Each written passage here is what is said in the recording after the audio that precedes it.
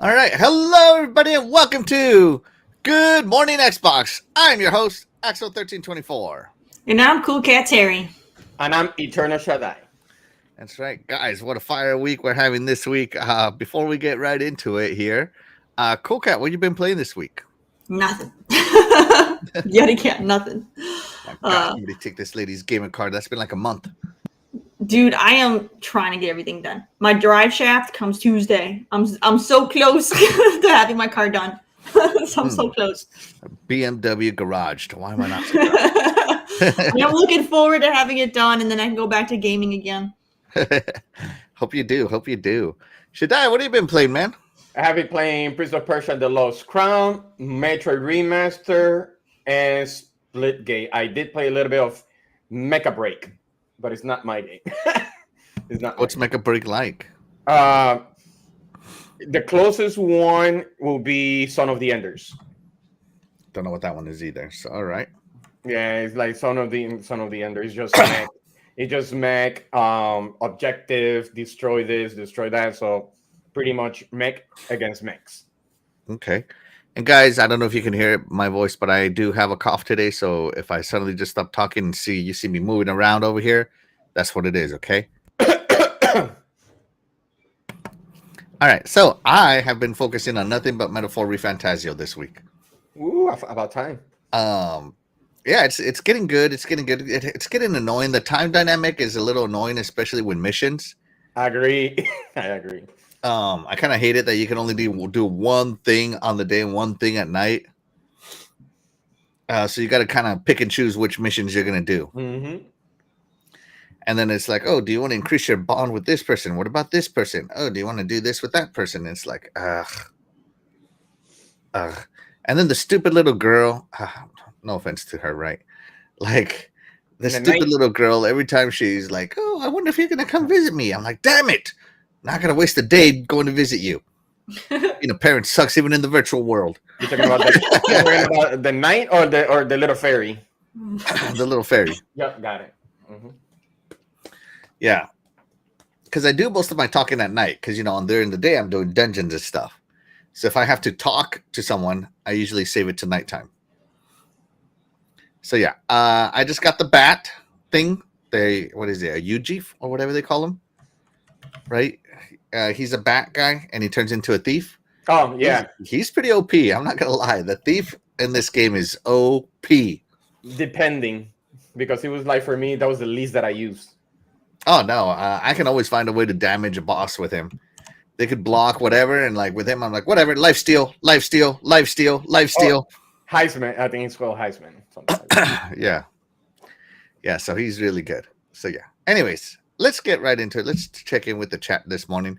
By the way, chat, let us know what you've been playing. We love to hear what you have to say. Web Dave is up first. He says, everyone hit the like button. Absolutely, please do. It helps us get discovered in the live section of YouTube where we compete for views. Cam MA is in the house. Thank you so much for being here. You are the real MVP. Oh, yeah. Web Dave is also the real MVP. Shout out to Doggy Dog. Thank you so much for being here. You are the real MVP. Appreciate you. Let's see. Shout out to Legendary Yobi. Thank you so much for being here. You are the real MVP. Appreciate you. Oh, and there's Fastback.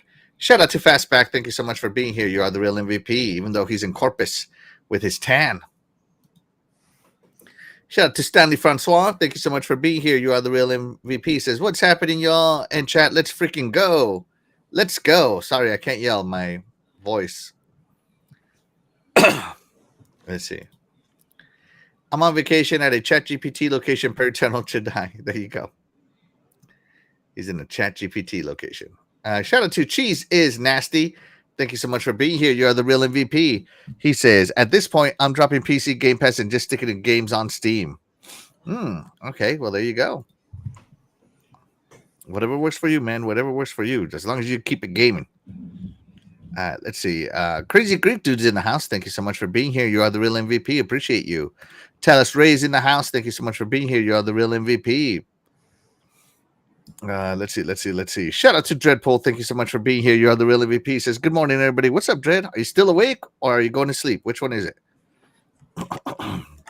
He's Let's see. sleepwalking. Fastback played some Rust Thursday morning before leaving on vacation. There you go. So see, even he got some gaming in Terry. On vacation. He said before vacation. And speaking of Dread, right? Dread did share this, and I seem to have lost it, so let me reshare it again. Dread wanted me to show everybody that there's a game that is normally $60, only $3 for 48 hours. And reading all this, blah, blah, blah, blah, all this crap. The game is XCOM 2. So if you love yourself a amazing tactical RPG, this is it. And it is hard. This game is not for the weak. This is a very difficult game. You will restart several times. Your research will get all messed up. Your guy will miss a 99% shotgun blow to the head. It's going to happen, guys. I used to save after every move. Because if my guy missed a 99% chance, reload. Don't miss. Reload. Don't miss. You think I'm joking, but I'm not. I believe it, man. That's how I play RPGs. Every time I kill someone, save it. I ain't killing him twice. Yeah. So there you go. XCOM 2 is free. But let's get into... we don't have any announcements. We don't have any announcements today. Today we're getting right into it because, man, what a week. As soon as we went off the air, Terry, no, this was uploaded like on a Saturday, maybe.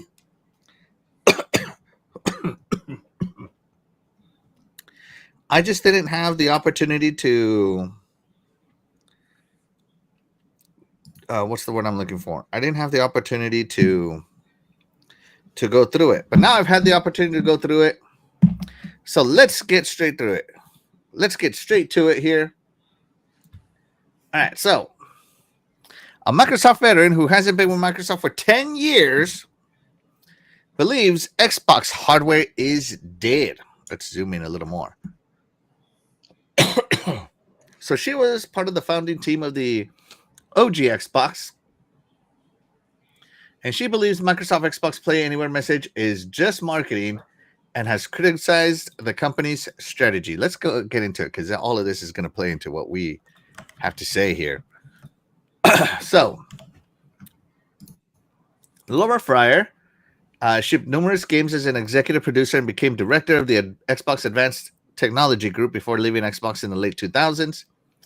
In a video, Fryer discussed the future of Xbox and the reveal of the Asus ROG Xbox Ally handhelds and Xbox Play Anywhere. And she also believes that Xbox has no desire to ship hardware anymore. So, this came up after the MetaQuest 3 headset was revealed, right? And she says that Microsoft is abandoning pretty much everything that made the Xbox great in the first place. All right, so let's go through it, right? Fryer says Xbox Play Anywhere is just marketing, even though it has existed since the 360 when she was there, and that it's style with no substance. Before suggesting consumers don't have a reason to buy the Asus ROG Xbox Ally, she says no one's gonna buy it, nobody wants it, no, right? when the Steam Deck already fills this niche and that Microsoft is no longer producing Xbox exclusive games. That is true. But remember, I have asked this chat several times if they want exclusive games or if they want games to go to Game Pass and have Game Pass be the exclusive. And everybody has always voted Game Pass is the exclusive. Remember that. Is there going to be a game so compelling that it drives me to adopt this new handheld? Fire said, well, here's the problem. Xbox doesn't do exclusives anymore. Even if Xbox delivers a crazy great game, Xbox Anywhere means that I can play that game on any platform. I can play it on Xbox or PC. I maybe even play it on the PS5 or the Switch. So why would I buy the ROG Ally? Because it's Xbox ecosystem. This is very much the old way of thinking that she's discussing, right? She goes on to say that Xbox has lost the ability to deliver a killer game in a reasonable time frame, adding that the only reason games such as State of Decay 3, Perfect Dark, and Fable are behind is down to Xbox losing its culture of shipping at scale, and that they don't have the people or the process in place that can ship. It's a shame because they used to do better than anyone in the business. Okay. I could see a little bit of this one. This one does okay. I could see a point on this one, right? By the way, anybody jump in whenever you feel like it. And then she continued, obviously, as one of the founding members of the Xbox team, I'm not pleased with how things are today. I don't love watching all the value that I helped create slowly get eroded away. I'm sad because from my perspective, it looks like Xbox has no desire or literally can't ship hardware anymore. So this partnership is about a slow exit from the hardware business completely. Personally, I think Xbox hardware is dead. This is like listening to a anti-Xbox podcast, by the way. This whole video was just someone old talking about the old ways back in the Nintendo, doing everything the old everything, blah, blah, blah, blah, right? I watched it, and just being honest, it kind of enraged me a little bit. Go ahead. Sorry, I saw I cut you off, but like she's literally working for a tech company and she's been irrelevant in that tech company for a decade, and she's shocked that tech company has evolved. It's crazy. Like, what? The tech is not the same as it was a decade ago. I know. Gamers aren't buying consoles anymore. They want PCs and iPhones now. What? What? But the console. Anyways, yeah. Kids don't play consoles. Very few do nowadays. Everybody wants to play on their phones. Just being honest. But let's move it along, right? I think like I have a feeling that to me this sounded as someone whose ideas have become irrelevant wanted to discuss stuff. And I'm not saying anything bad about Laura Fryer. I'm sure she's super genius level intelligence. But, you know, it's like, okay, I don't know, Gen X or Boomer. You know, that's what kids are going to say to her. Yeah. Your ideas are old. Gen X doesn't exist to the kids. Everybody who's older than a millennial, just a boomer to the kids' eyes.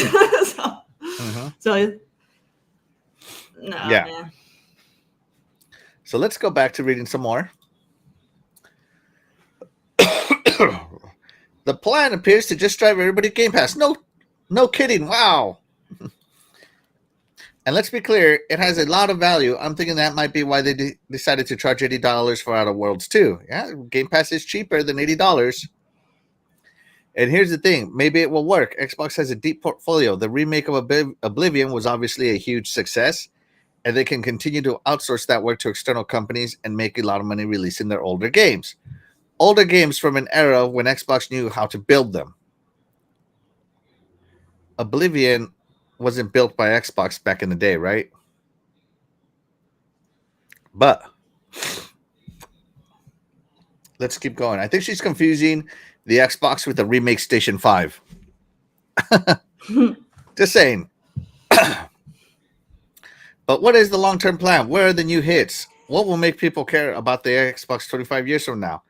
I was excited to see Clockwork Revolution in the showcase, but will something like that be enough? Do they have more? Oh my God, Laura, you're killing me here, Smalls. You're killing me. What has Xbox released this year, Terry? So they got Doom: The Dark Ages, Avowed. There was another one that they released that was super duper high up there. You mean What from was- from Xbox? What was the one with like the, I forgot what it's called, but it came out. It was the one that had like the cyber twin chicks or whatever in it. It was a shooter. Cyber Twin Chicks? Yeah. What? I'm so confused. Yeah. And it was a shooter? What? It's a shooter. It's a shooter that just came out. Like, well, it didn't just. I feel like come I out. would know this game by You memory. know the game. I'm just not explaining it properly, but it's like futuristic, like World War II kind of thing going on. It's based on the Clockwork Revolution, if I remember. I think it's the same universe. Okay, so let's see. Doom: The Dark Ages, Avowed. I think those are the two Xboxes that are released so far, right? Hold on. Well, actually, it's supposed to be Avowed, Oblivion, and Doom: The Dark Ages. Yeah. Avowed, Oblivion, and Doom: The Dark Ages. Yeah, thank you. Mm-hmm. I could have swore they did another one. There's the shooter, but I don't remember the name of the shooter. Darn it! Hold on. I'm pretty sure it's the same universe as Clockwork Revolution, though. She's talking about Split Fiction. No. No, I'm not. Gosh dang. Oh, South of Midnight. No, it was before those games came out. South. Yeah. Oh yeah. Sorry. Thank you, Shadai. Yeah, South of Midnight. They released South of Midnight. That's the other one I was looking for. Thank you. Yeah, but that was Yobi who said it, so he's like, the credit goes to him. It's the shooter, and it had like the flying car, and you had like the robot chick that had like no face. Cyberpunk? No. All the robots in Cyberpunk have faces. Like this one literally has no face. Adamfall. Adamfall, that's the one. Yeah. So that that came out. It's nowhere near the Clockwork Revolution. And I don't think it's released yet. The Adamfall 2. No, not yet. Not 2, the first one. Yeah. Anyways, point is, Xbox has already dropped like 4 games from first-party studios this year, whether you play them or not. And last year they dropped Indiana Jones, which scored high. I mean, so I don't know what she's talking about here. I don't know what's going on here. But I think I know what saying that 2026 marks the 25th anniversary of Xbox, and that she's sure Microsoft will have some big announcements to honor the milestone. She then adds, maybe next year's the year that the fog will clear and all of us will see the beauty in these latest announcements. I disagree with the majority of her video. Just being super duper honest here. I disagree with the majority of her video. The few points that she did make that are obvious is that she said that, Xbox said that they wanted smaller teams that could build acclaimed games, and then goes on to shut down the Tango Gameworks that made Hi-Fi Rush. And last I recall, all of us here were pissed about that, right, Terry? Okay. We were upset, because we also pointed that out. So yeah, it is just crazy to me that she would say such a thing, but she's saying that Xbox hasn't been clear with the communication, blah blah blah blah. They have been clear because there's been plenty of Axel crying moments on this show. There have been. They've been Axel very being upset over how clear their communication has been, right, Terry? Yes. I feel like this is kind of funny because I feel like you were her. Like 6 months ago. You shut your mouth. That is you were her like 6 months ago. Your mom, Terry. And then you had your Xbox Awakening. Xbox Awakening moment. Yeah, she's still living with old Xbox. She hasn't had new Xbox Awakening yet. The revival. She hasn't gone through her 5 stages or 7 stages, as you call it. Yeah, no. She basically just went on an Xbox bash, and because of the hardware announcement, and she does talk about how the hardware, the first party hardware, should be something that's driven, but the console market isn't growing. Just being truth to the word here, like if there was 300 million console players in 2000, there's 300 million console players in 2025. It's just that the share of the market of console players shifts from, Xbox captured 50% this generation, well, next generation they're only capturing 20%, so forth and so on, right? So Xbox is adding more pillars to their brand that isn't just relevant on capturing one market. They're trying to capture 3 billion gamers. And the easiest way to do that is to go where they play. So Simple as that, in my opinion. Okay, so my question is this: how big? How can PC get bigger than 3 billion when the top part is only 3 billion? That's it. So, in other words, everything that we see right now, it does have a cap. Then PCs are taking over, man. Kids are asking for PCs for Christmas now instead of consoles. Because streaming has taken over. All of them want to be streamers, and all of them want to be. Yeah, they all of them want PCs to do that. You can't really become a streamer on Xbox now that they got rid of the Kinect. Yeah, but the stuff that she says, for me, it somewhat makes sense what she's talking about. She makes some good points, but most of them are trash to me.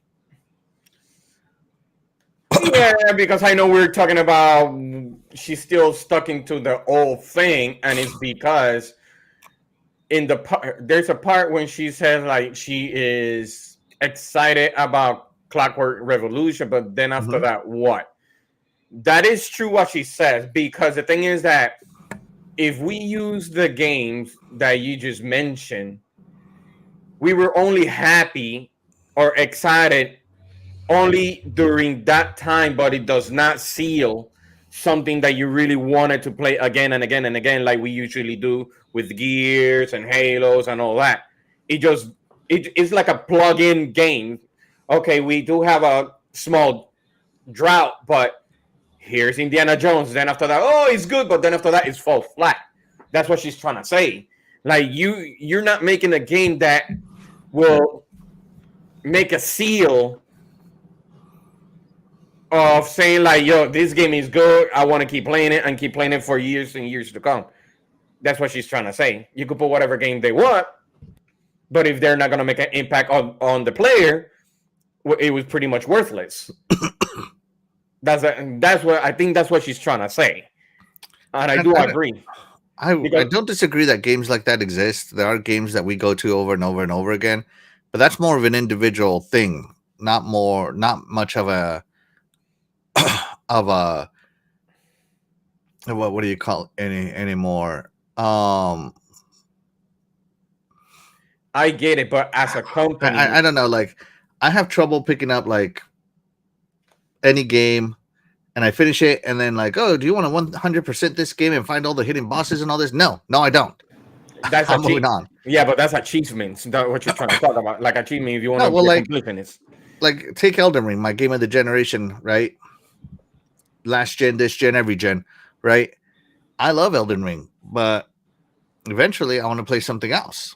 And I did play nothing but Elden Ring for 4 months straight. So, but until nobody can tell me I didn't love that game and didn't want to play nothing but that game. But eventually, I move on.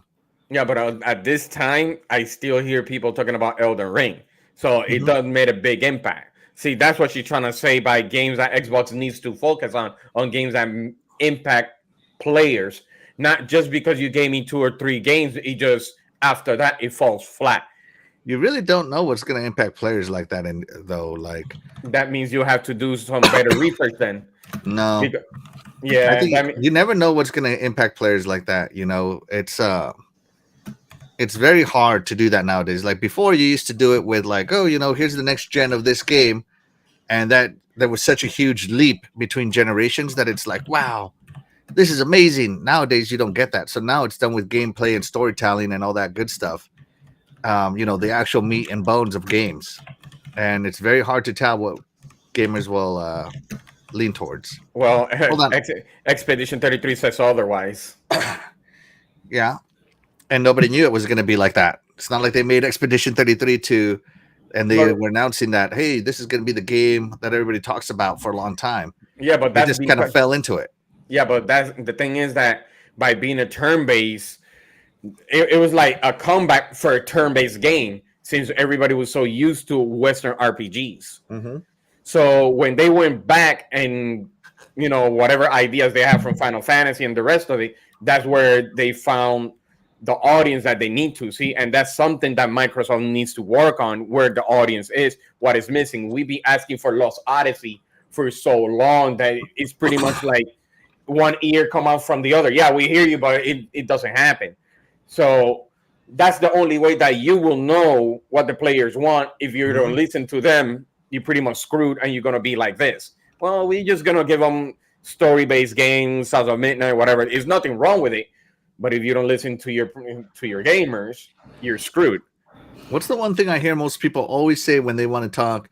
What do you want to see at the showcase? What do you want to see at the showcase? What do you want to see at the showcase? What's the one thing that always comes up? Halo. No. New IPs. New IPs. Thank you, Terry. New IPs. So them you saying that they're not listening to the gamers is false, because we've got a new IPs like South of Midnight, new IPs like Clockwork Revolution. Everybody is always announcing new IPs. Hold on. This is getting away from me. Let me catch up with the chat. Let me see. Shout out to Sir X-Men. Thank you so much for being here. You are the real MVP. Says he's playing Mecha Break. That's awesome, Sir X-Men. Shout out to RWK88. Thank you so much for being here. You are the real MVP. Sorry. I'm just trying to do this. Let's see. Fastback says this ex-employee is full of poop because she got fired for sleeping on the toilet during work. Oh my gosh. All right. Let's see. Dreadpool says Tiny Giant plays on her tablet more than any console. Cough, cough. Xbox, yeah. Exactly. Shout out to Dan, the man Cunningham. Thank you so much for being here. You are the real MVP. Let's see.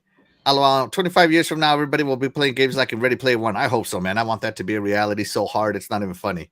Before I'm too old. Yeah. Let's see. Sir X-Man says we have more games on Xbox than what other side is bringing you. You really people they need to get out of their system and stop hating. Yeah, for real. Mm-hmm. Shout out to Ricanelite. Rican Elite. Recon Elite. Yep, Rican Elite. Oh, like Puerto Rican. Yeah, like Puerto Rican. Yeah, Puerto Rican Elite. Yep. I got you. See, Terry knows it's your cough. It's not making you think right. Thank you so much for being here. You are the real MVP. Scott Free says, I know what game she means. I'm happy that he understood my terrible explanation of the game. The chick, that chick. No, it was the robot chick with no face. He understood. Shout out to my beautiful wife. She is the MVP of my life. And she says Shaddai is like a gaming dictionary. He sure is. He plays a lot. He better be. He better know every game. That's why I said Wiki. Dog said Herbert must be you. Yeah. Yeah. I think that lady is mad because she can't be there for the profits. Oh. Fastback says she does not work at Xbox, is not in the know anymore. She's just the Karen. Oh, she's just like us. Hey, Karen Terry, what's up? What's up, Karen Shaddai? What's up?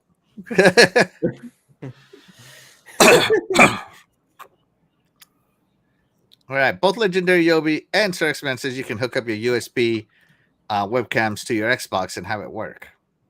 Yeah, but it's so I want to kind of touch on this real quick because it became a big topic in the chat, and this way you don't have to sit there and go through the whole chat. So when it comes to the streaming, because now I was a full-time streamer for 7 years. Okay, so I have a dog in this fight. When I started out, I used the software built in on the consoles. You know, Xbox has it and PlayStation has it where you can stream directly through the console on Twitch. And it's a good starting point, but it's trash. It has terrible lag and it has huge censorship, especially on PlayStation side. That if you're playing certain games and you're streaming it through their software, they will literally block the screen to where you can't see certain scenes. All right, it's trash. All right. The next step up from that, I went to a laptop and I used an Elgato and wired it into the Xbox and went that way. All right, that's your next step up. But, it's still not going to be as good. Eventually, if you're serious about being a streamer, you're going to go to the PC because it's just a lot easier to, because that's how I have my setup right now. My consoles are hooked up to my PC. So I can still stream Xbox games through my PC, and I can use, OBS and everything. And I can do multiple monitors because streaming on a single monitor is trash. All right. But again, it's a starting point. Because if you're going to be big into this, it's an expensive hobby to get into because, eventually you want to start getting better peripherals and you want better microphones and all kinds of better stuff. It gets expensive. So you baby steps and you work your way up there. But yeah, no. So yes, you can stream through the console, but streamers aren't streaming through the console because it's trash. Mm-hmm. PC all the way when it comes to streaming. PC there. all the way. All you console peasants have been spoken to. I'm just kidding. But it's cheaper. Games. Let's see. RWK games. We want games that are finished, good and finished. F all this waiting. Well, you want them finished, you got to wait, man. You got to wait till they're finished cooking. Yeah, and shout out to Splendiferous. Thank you so much for being here. You are the real MVP. Who doesn't listen to their gamers? What do you think this is? PlayStation? Wiki headache. Yeah, I agree.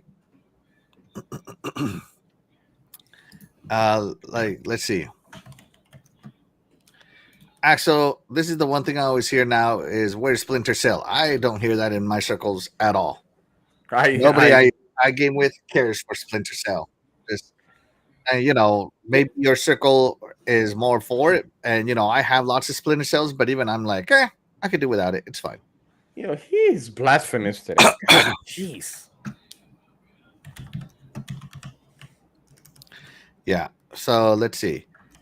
Scott Free makes a point. And Microsoft, listen, no way they would have canceled Perfect Dark. Give it to another team, but don't cancel it.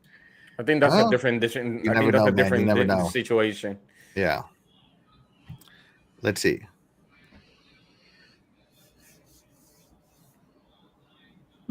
And shout out to Lady Gamer 1980. Hey, I'm not feeling great with my mental health. I had a breakdown last night. Plus, I don't feel liked. Why me sometimes? And I'm seeing a counselor at my doctor's in August. Ooh, man. Well, until then, hang out with your friends or loved ones, someone to be by you. Don't be alone.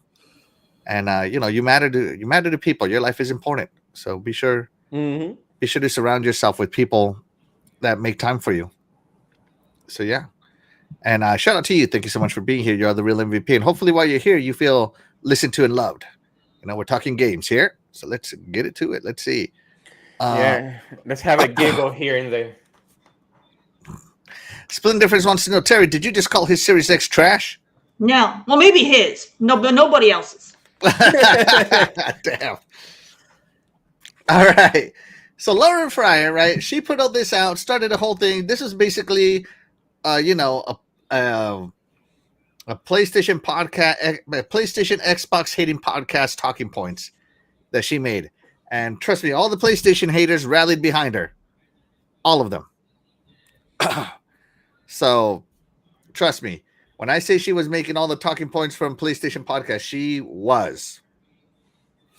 Right? And so, I don't agree with it because, why does Microsoft make the Surface? They don't need to. There's plenty of laptop manufacturers out there. Plenty. Right, Terry? But they make the Surface. And let me tell you, the Surface is great.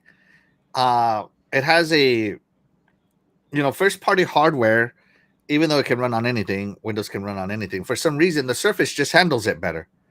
It's like it was, instead of just trying to get all these random parts to work, they picked certain parts and said, okay, our software is going to work the best with these parts. And my Surface is already 3 years old and still runs better than some new laptops. It's just that first party hardware choosing is something that can't be denied. I'm going to go even a step further. I bought an iMac back in the day. I think it was like a G5 or something like that. I don't know what it was, right? An iMac. And because I was going to engineering school, I wanted a Mac because I'm in college. Everybody has Macs in college. But I'm in engineering school. None of the engineering programs run on Mac. So I had to sideload Windows on it. And because Macintosh put out the drivers and everything specific to their Macintosh, I'll tell you what, I've never had a better running Windows desktop than that iMac was, because the drivers were specific to that set and kept to that set, and it was amazing. So when you're talking about all this, anybody's going to be able to put Xbox make an Xbox console or make an Xbox PC or an Xbox branded this or an Xbox branded that. Yeah, but the brand from Microsoft, the console or the mobile from Microsoft is going to have such good specific drivers, you will feel it. And if you've messed with enough computers, you know what I'm saying is true. Because what's one of the headaches of PC gaming, Shaddai? Wait, what? What's one of the headaches of PC gaming? Adjusting settings. Oh, yeah, the configuration simulator. Mm-hmm. All the configuration, all the tweaking you got to do. Oh, my God. By the way, guys, if I drop out, it's because I lost power. There's a big old thunderstorm here. But that is my point, right? Is that the biggest headache to PC gaming is configurations and settings. Terry, you can attest to this more than anybody. Yeah, okay. Right? That's why PC is the best. I mean, yes. Even Terry on streaming, using this streaming software, sometimes we have compatibility issues. Yep. Especially when you upgrade a mic or you upgrade something or you change something. Like audio. Audio is like the worst thing when it comes to streaming, whether you're gaming or just podcasting. Like the number one issue anyone's gonna have is always audio. It's always audio. Yep. That's what happened to me last week, and you guys couldn't hear me. You know, the audio softwares always act up all the time. You can literally not even touch your settings, and then the next time you go live, it's all messed up. It's just the wildest thing. Yeah. So my point is that my Surface laptop, guess what? I never have audio problems with it because it's fully configured by Microsoft. My Surface laptop, I never have a single driver issue with it. Just being incredibly honest, it works great with little lag. And so that's going to be the big, hey, I can get an Xbox made by Asus, or I can get an Xbox made by iBuyPower or whatever. Or who are the other PC makers? iBuyPower and who else? I don't know. Whoever else you buy from, right? Alienware. Yeah. HP. Or you can get one made by Alienware don't exist no more. They're Dell now. It's Dell Alienware. It's Dell. Yeah. They downgraded. Yeah. So, but my point is that, getting that stuff that's taken care of by these big companies, the software makers, it works incredibly well, and people are going to be surprised. Trust me on this. Let's keep checking in. Dog says Contraband ain't never coming out either. Hard facts, man. I was never excited for that game anyway. Just being honest, I'm not a big fan of. I don't even know what the genre of it is. Contraband, like heist, probably heist. Probably. Yeah, I would say heist. I feel like those games come and go fast. Mm-hmm. Driving simulator. Yeah. I think what is it, Payday or whatever is the only one that kind of sticks around. Yeah. Yeah, so that's what it was.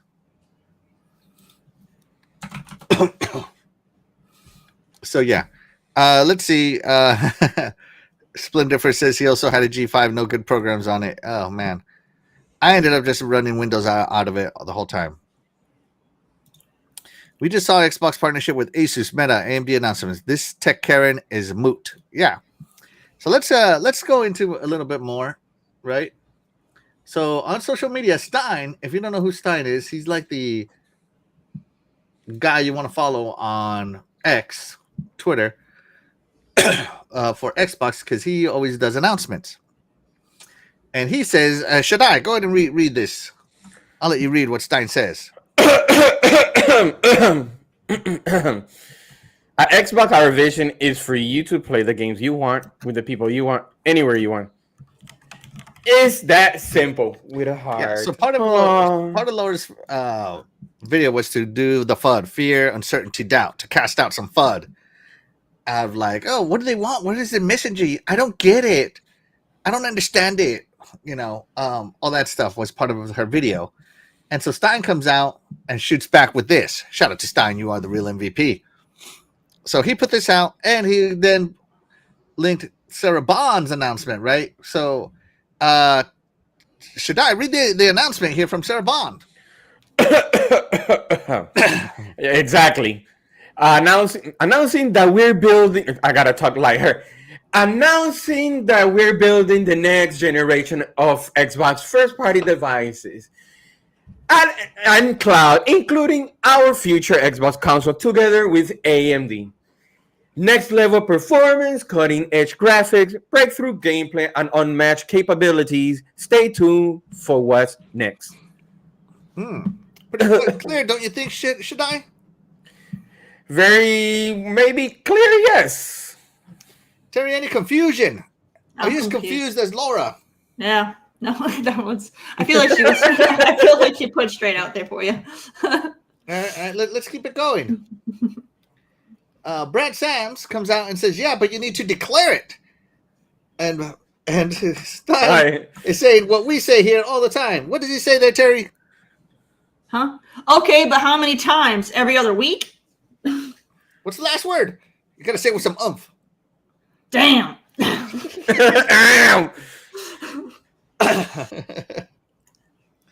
Even Xbox is getting tired of your BS fudcasting, people. And again, even in that same announcement, somebody asked, pretty not good gaming, will there be a new console? It literally says right here. He had to repeat himself. And this is the kind of crap you're up against, is these people that don't seem to understand the English language. Okay? People from India have a better grasp of the English language than these people do. Okay? So, yeah.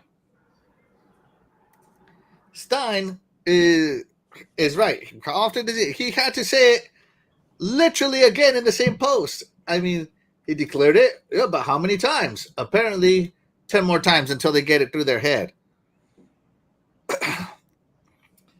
Oh, my God. So that's what I have to say to that. That's what I have to say to that one, is like, people just need to understand that where Xbox is going. They're not, like, Xbox is the most transparent gaming company on the planet. And people are like, yeah, but what are they doing? But they're versatile too, and they're covering all areas too. So, yeah. Stanley Francois says, great job, Shaddai. I thought I heard Sarah. I know. Next time I put longer hair and going like this. Shout out to Lydia Sarmiento. Thank you so much for being here. You are the real MVP. Let's see.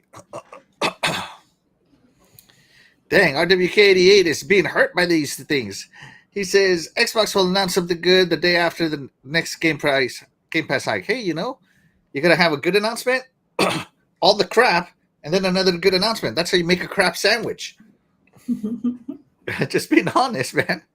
That's a true strategy right there on That's sloppy. Yeah, that's a true corporate strategy, and you think I'm kidding, but I'm not. So lead with something good, give them the bad news, and then the good news. Right? They do it in an instant, so it could be forgotten. Mm-hmm. Yeah. So yeah, Fastback says PlayStation is behind this Xbox bashing to promote The Last of Us Karens. That's right. All right. Anybody got anything else to say about Laura Fryer? Fryer's video. So in another words, she's deep fried. Dude, she was hating on the Xbox brand. That's all I got to say. Everything the Xbox is doing is wrong to her because it's not the old way. But like I was saying, I don't blame her. Out with the old, in with the new. I don't like, as great as memories I have of arcades. I don't want to go pump quarters into those games anymore. That way is dead. You know, as great of a run as consoles have had for the last 25, almost 50 years. Let's see. They say consoles have existed since 76. So yeah, 50 years. Yeah, it's been a good run. I mean, for technology to be relevant for 50 years, that's saying something, don't you think? And I'm glad I was there to see it. I'm glad I was there to see it evolve into what Xbox is evolving it into. I don't know. I think she sees something that we don't see. We just think. I think we're just agreeing that everything is going to PC, but I think she sees something that we don't see, and she doesn't want to say anything. She's talking about delivering games on a timely basis, but games are much more complex these days than they were when she was there. Yeah, but again, it's not like Xbox isn't delivering games. They delivered South of Midnight, Avowed, Doom: The Dark Ages so far this year. That's fine, but were they impactful? I think they were impactful. Not really, because right now, and not to you, because they're not the RPGs. No, well, it's not the RPGs, but it's like, okay, we just finished South of Midnight, and now the only thing that we're talking about is what? Death Stranding. You see how quickly I haven't said anything about that. You are talking about that. No, yeah, because that's the only thing that you see on on social media. But it's you could see how it gets overshadowed real fast. Those games. I don't think so. I don't know. I don't see that on my social media. Yeah, I don't see that on my social media either, man. You need to stop following the. I don't know, but in my social media, I don't know, but in my social media, it does mention too many of that game. That's what I'm saying. I'm not talking trash about that game or anything. I'm just saying it's not on my feed. No, I'm more. Oh, but no, not for me. For me, is a game that is pretty much impactful. Even right now, you're talking about. You were talking about for past couple of months, Lies of P, and that was already been passed, and you're still talking about Lies of P. And yeah, because I just played it. Yeah, but I bet everybody was like, man, I forgot about Lies of P. Let me play this, and then it comes back again. So that means it's a game that is actually, just put a staple you as a gamer, and that's because Lies of P is in my genre, Souls-like. Those games that you mentioned are in your genre, which is JRPG. We all have genres. I mean, look at Terry. Her genre is slow trucks. I don't know what to call it. Anything that is expedition-like. Got it. Look, I play a lot more than just that. Okay. I don't know. If it's not a Tonka truck, Terry's not playing with it. Don't you be hating on Tonka now. Let's see. Fastback says she, and by she I think he means Shaddai, needs to play the many third-party games available in Game Pass while first party's cooking. Yeah, Shaddai. Mm-hmm. Even the cat say whatever. Say move on. Yeah, move on. Yeah, moving on. All right. Let's see. Lady Gamer says, let's go. Death Stranding 2 has only come out, then Ghost of Yotei this year, and a state of play for it too. Yeah, a state of play for Ghost of Yotei. I'm excited for Ghost of Yotei, personally. So yeah. But yeah, there you go, everybody. So there is Laura Fryer. Moving along. On to the next topic. Let me hide this for a second. Oh my gosh, my headphone fell out. All right. So Microsoft announced a mass wave of layoffs for 2025, and it disproportionately affected Xbox. Most of these layoffs were in the Xbox division, from what I understand. Right? Microsoft Gaming Division has been impacted. Candy Crush developer King cutting 10% of its staff and other stuff. All right. So they had 9,000 layoffs. We're going to move on with it, right? And so here is Phil's letter to everybody. Right? Today we are sharing that we're sharing decisions that will impact colleagues across our organization to position gaming for enduring success and allow us to focus on strategic growth areas. Again, corporate only cares about growth. Just being honest here. Do I agree with the layoffs? No, I don't. But I'm just... anyways, whatever. And we will end or decrease work in certain areas of the business and follow Microsoft's lead in removing layers of management to increase agility and effectiveness. Out of respect for those impacted today, the specifics of today's notifications and any organizational shifts will be shared by your team leaders in the coming days, aka on social media. So he understands that a lot of these things, blah blah blah. Here comes all the corporate speak, right? Saying prioritizing opportunities, all this stuff, right? We will protect what is thriving and concentrate efforts on areas with the greatest potential while delivering expectations the company has for our business. No, notice he's saying the company, right? This was not his decision. Well, I've been through layoffs, and literally all the bosses do is tell you, we're having layoffs. You need to get rid of X amount of people. Mm-hmm. That's literally all they say. So, yeah. So I can see Satya be all like, Phil, we're laying off people. You need to get rid of a couple thousand, you know? So, yeah. And how saying that they're going to help people with all this aligned with local laws. In other words, because the U.S. is corporate friendly, you guys are shafted. The local laws in the U.S. don't really give you anything. So, yeah. So, what was impacted? Let's find out. So, up first in my impact list is Everwild is canceled following Xbox jump cuts. This one hurt me. I'm a huge fan of Rare. That's very rare of Matt you. Booty did confirm that Everwild has been shut down. So Everwild has been shut down. Now, if you remember, Everwild only ever had 2 trailers. They had the announcement trailer back in on XO. I believe it was what it was called. XO 2019 was the reveal trailer, and I was like, "What the heck is this?" Right?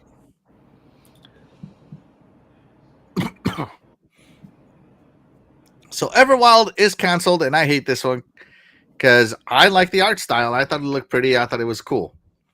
But Terry, what do you think about Everwild being canceled? I mean, we only ever saw 2 trailers. I was actually never excited for this game. I felt like, I mean, design wise, it does look pretty, but I felt, to me, I got the same feeling that I got when No Man's Sky was first announced. Like, it didn't have a clear direction of what it was supposed to be, and I felt like that's what Everwild was. It never really explained what kind of game it was.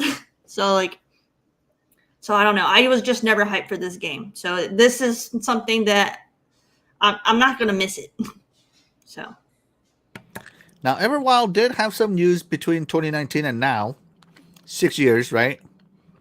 And that it was running, and that even the developers didn't know what kind of game Everwild was supposed to be. So it had to go through a hard reboot. Starting it over about 3 years ago, right? And of course, here's the second trailer, showcased in July just last year.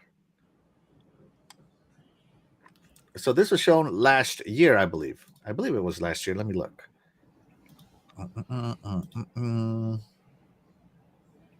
Oh, sorry. 4 years ago. My bad, not last year. So in 2021, they showed this trailer. Shaddai, Everwild, were you excited for Everwild?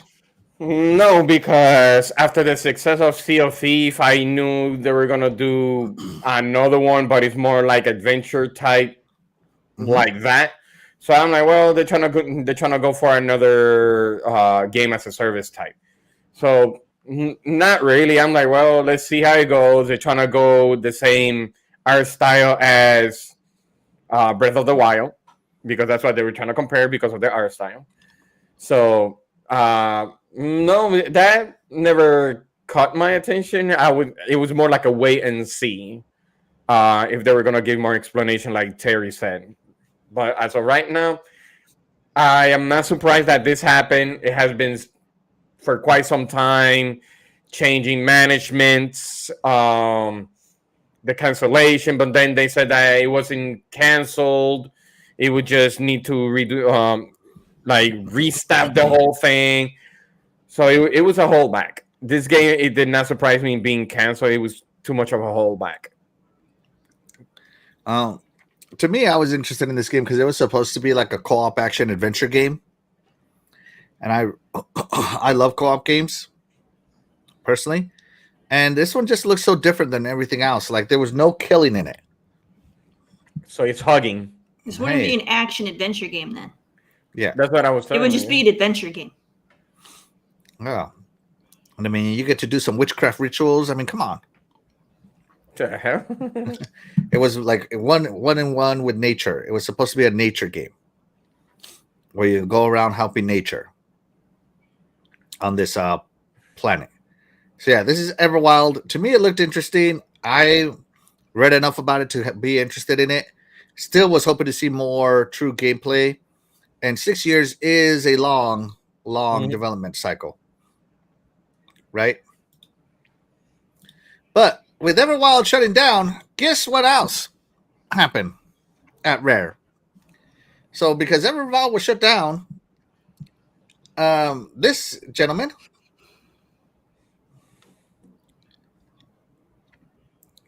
Greg Mayles, leaves Rare. So Everwild was canceled and Greg Mayers left. Now, Greg Mayers has been with Rare from the beginning. He's worked on 30 games at the developer and is leaving the company. Oh, wait. Is this I wanted to see the Everwild one. According to a new report, Rare. Yeah. So it should have been Rare. Let's see. Online hand leaves and Greg Mayles reportedly. Yeah, all right. So I am right. Greg Mayles leaves Rare. Now he's the current head of Sea of Thieves and all that good stuff. You see him. If you watch the update videos, you always see his face. So it doesn't say that he was laid off, but he is leaving. Probably because he cared a lot for Everwild and was like, this is some BS. I'm out of here. Right? So not only did we lose Everwild, we lost some talent in Greg Mayles. Who knows what? Good luck to him wherever he's next. But what has me the most upset about Rare is that in February,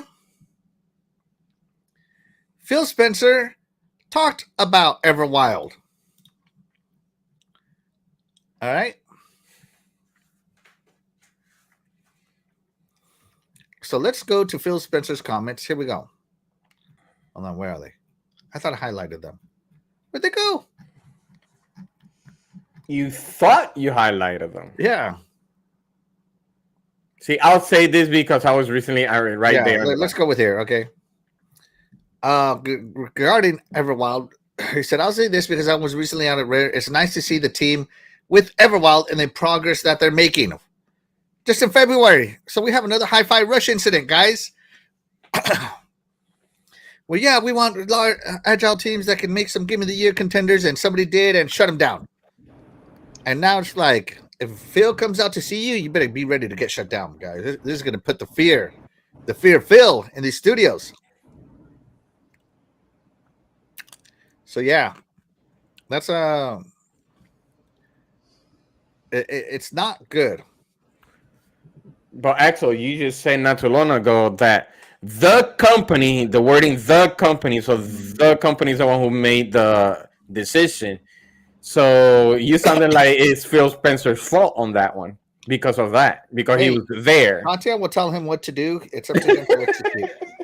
He could have just canceled Contraband and kept Everwild going. Well, I think there were some other ones. If he would have canceled Redfall and Contraband, that's fine. Mm-hmm. Yeah. So continued. And we've been able to give those teams the time in what they're doing, which is good, and still have a portfolio like we have.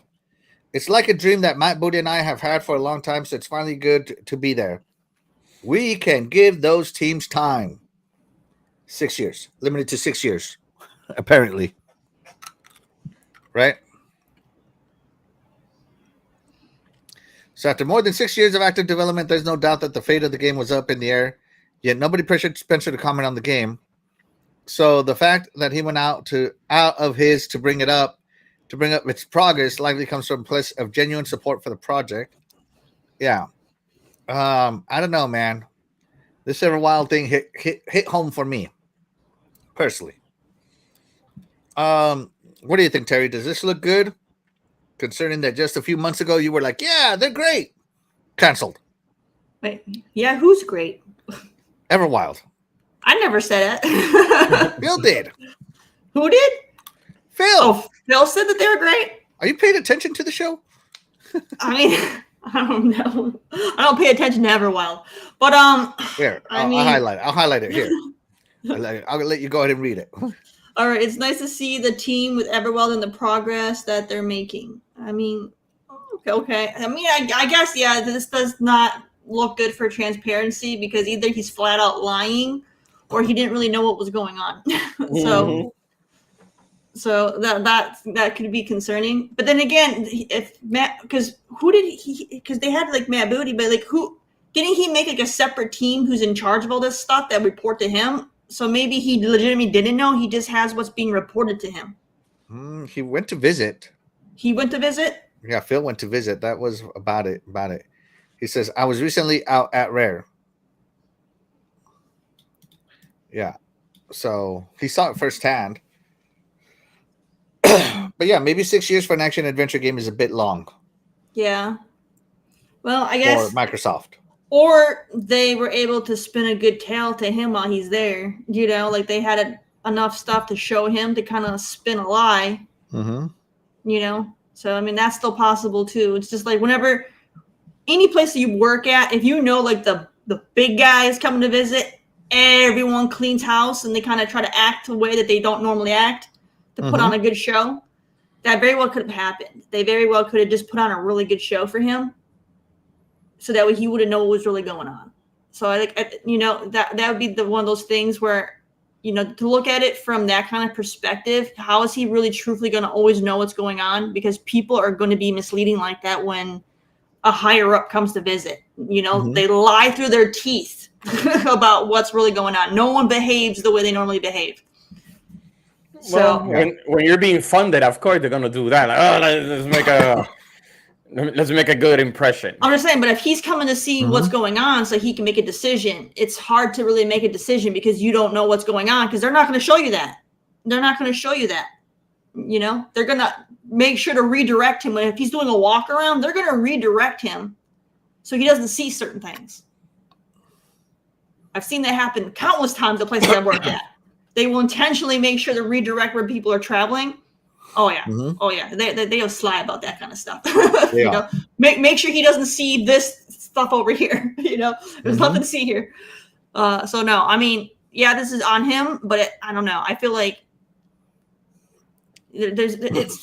I feel like it would be on the team managing that stuff directly because they're choosing what stuff to show him and what to tell him. So they very well could have been misleading him. So, which is probably which may have happened, and maybe he found out about it later, and that's why they made a decision to cancel it. Never thought of that, but it's actually true. You know what I mean? They were misleading him, so he thought they were on a good pace, and then he found out, you don't have any of this stuff actually ready. You know, all this money you guys have had, and none of this stuff is actually ready, like you said it was. You know. Sounds like a scalebound situation. You know, so that very well could have happened. You know, so it's like I don't want to put full blame on Phil because I know how deceiving people can be when the higher up is come to visit. So that's the only way I can kind of look at it from that kind of perspective. See, and that's the reason why. If that's the case, that's the reason why they need like supervision into the studios. And that's one of the things that people was like, but they have studio heads. Yeah, no, and that's the thing. That's the reason why when it reminds me when Phil said we will not interfere. We're gonna give them freedom of artistic decisions and all that. See, in situations like this, let's say what Terry said is true. That's the reason why you need leadership in there, like to verify if everything is going according to plan. And that means if they have to go back like the old ways, people cannot get upset on why they're being micromanaged. It's because you're not doing what you're not doing what you're supposed to. But and I look at it through that lens because where I work, there's a very high turnover for people that are in high up positions. Very high turnover. Okay. In the time I've been there for only 3 years. I've had over 6 operation managers, and I've had like 3 or 4 directors of the entire building. 3 or 4 in like 3 years. That's not good. That's exaggerating. Like most directors, usually when you think about it, they're usually there for several years. Like no, not where I work. Those directors are constantly getting cut loose because they sit there, and I've seen it where people from corporate come to visit and they lie through their teeth about what's really being done, and so eventually they find out, and then they get canned. And it happens repeatedly over and over and over again because they're not able to meet the expectations of what is asked for them, and they lie about what's being done, and they try to and they lie about the numbers to make them look good when they're not meeting those numbers, and things aren't getting done properly, and it's a lot of mismanagement, and that's probably what's happening with these projects is a lot of mismanagement, and they're lying about what's getting done because they're worried about their job, so they're lying about what they're actually achieving and telling their bosses this is what we got when they don't got it. That's a possibility, but let's pretend it's not, because Rare was under the leadership of Gary, and Gary had pumped out 30 games in his lifetime, right? He knows how to make the game. But then look what Rare became after. Like Rare became basically like Rockstar, just one game. For the longest time, Rare became like an indie studio where they were pumping out Connect games, and then they pumped out Sea of Thieves, and it turned out to be fabulous, and that's all it's been since. Yeah, it became like Rockstar, one game. So we'll see what happens with it. Like I said, I'm sad about Everwild myself, so I was looking forward to it. I know everybody wants pew pew shoot games, but I was fine with it. I mean, if they had some gameplay to show what you actually get to do, other than just having pretty cutscenes, it would have helped a lot. But they never once, every time I ever see anything for Everwild, it was always just cinematics. They never showed any actual gameplay. Yeah, because I heard it after this trailer. I heard it went through a reboot. Yeah, they were very honest. They were unstable as a staff, so of course they weren't going to get the job done.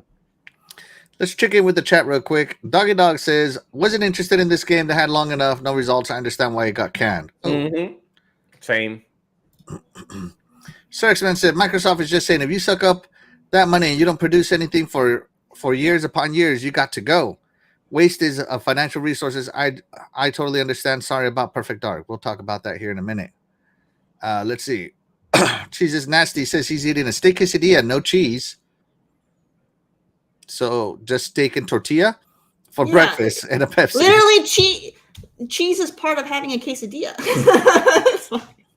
Fastback says Everwild did not show anything for me. So yeah, there you go. Let's see.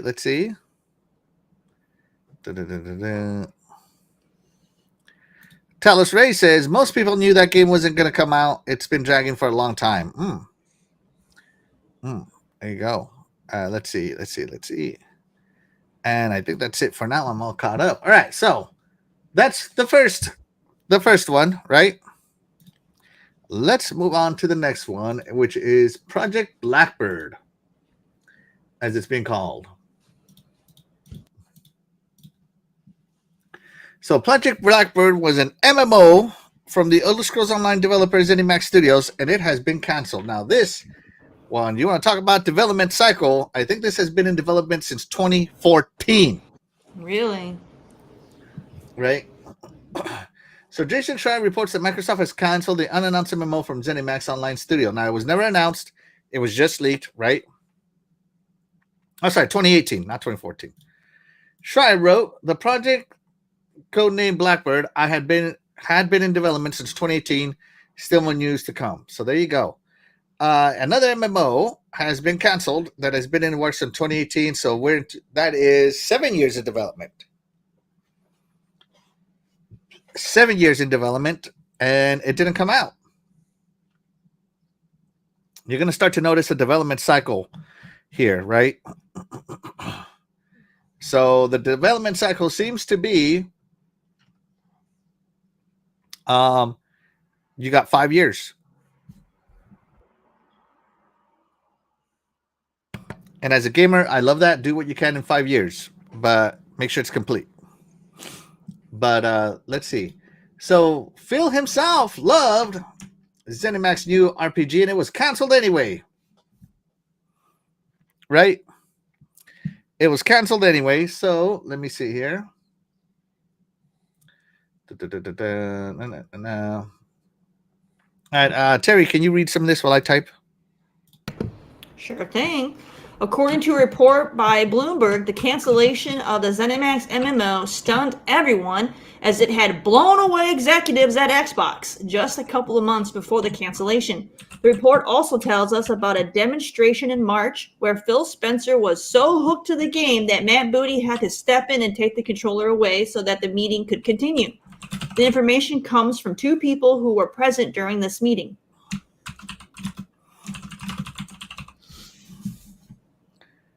All right, sorry. By the way, guys, there's a new poll in the chat. Be sure to vote. Keep going, Terry. All right. It wasn't just Phil Spencer who was impressed with ZeniMax's now canceled MMO. Other Xbox executives also had nothing but complimentary words for the project. The development cycle was pretty long, with the game being worked on since 2018. However, it appeared to be making good progress, which is why the employees were shocked when it was canceled, and none of them received an explanation either. ZeniMax's Blackbird MMO RPG, blah, blah, blah, blah, blah. No need to leave that one. That's it. Those are the only two paragraphs. Sorry. The rest of it is, doesn't matter. It's just summarized. It's just summarized. No it's a summary paragraph. No summaries.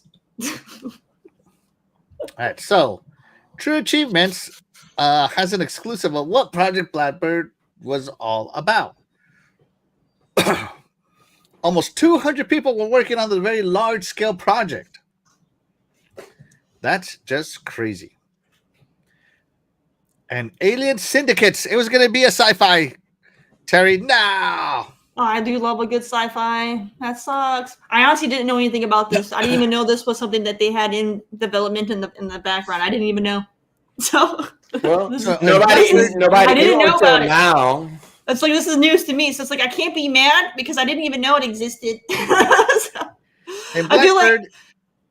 feel like ZeniMax is just putting all their effort into, dishing out constant content for ESO, because they've been on it. They always have ESO's content. Cooking. They always have content for ESO. So that's been their bread and butter. Yeah. So in Blackbird, you would have played as a revenant, an operative working for alien syndicates on a remote, tidally locked planet called Solterra. That was cool, tidally locked. One side of the planet burned under an endless sun, while the opposite was covered in ice. Between the two regions, you would have been a habitable area known as the Twilight Band. That is cool. That is cool, actually. All right, skipping a paragraph. The syndicates were being designed to act as a faction system similar to Bethesda's game studio RPGs. They included the Menst, an ancient race of arrogant aliens that believe they're superior to every other species. Alternatively, there were the Calpitan, famous media experts who charm and manipulate their way through the power struggles in the city.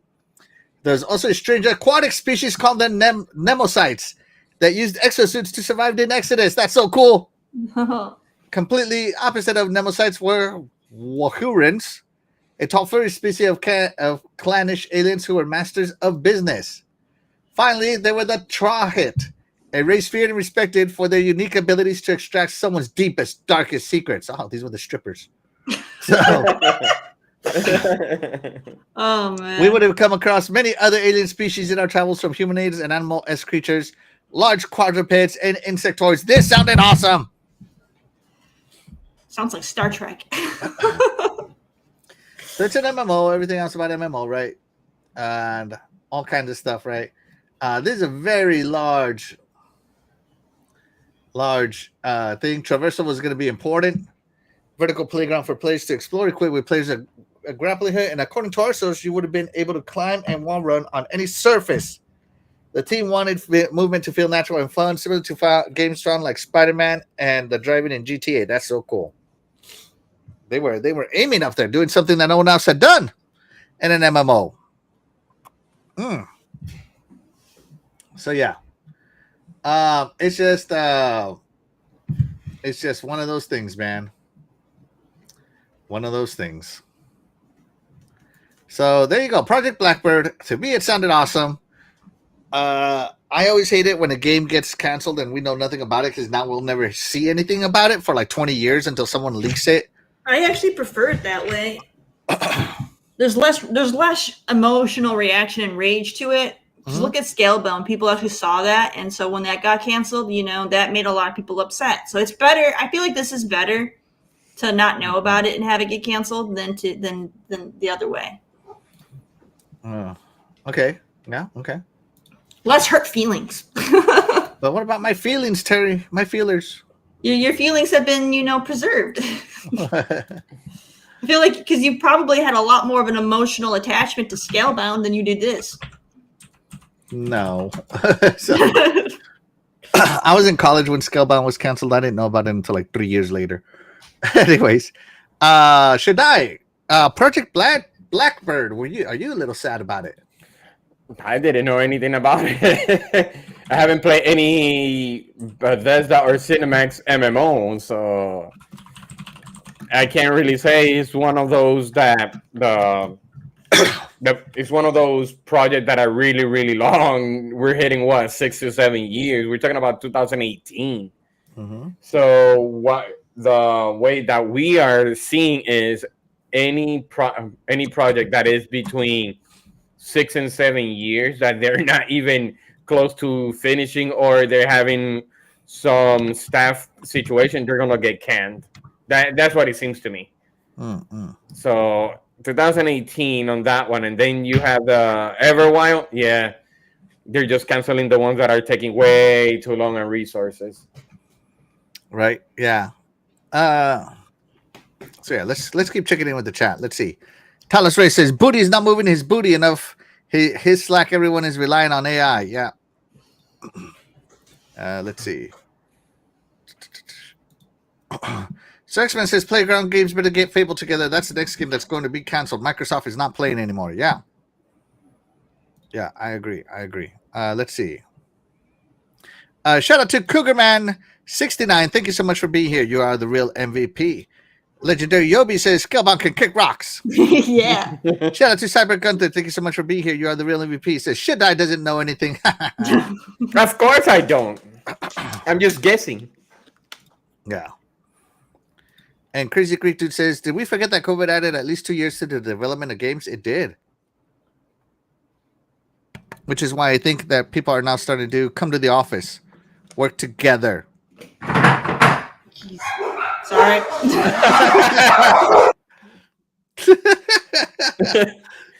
That's funny. I think they found out that they're canceled. They got scared. They found out they were about to get laid off, put out on the street. Yeah. So that's how we feel about Project Blackbird. How does the chat feel about Project Blackbird, Terry?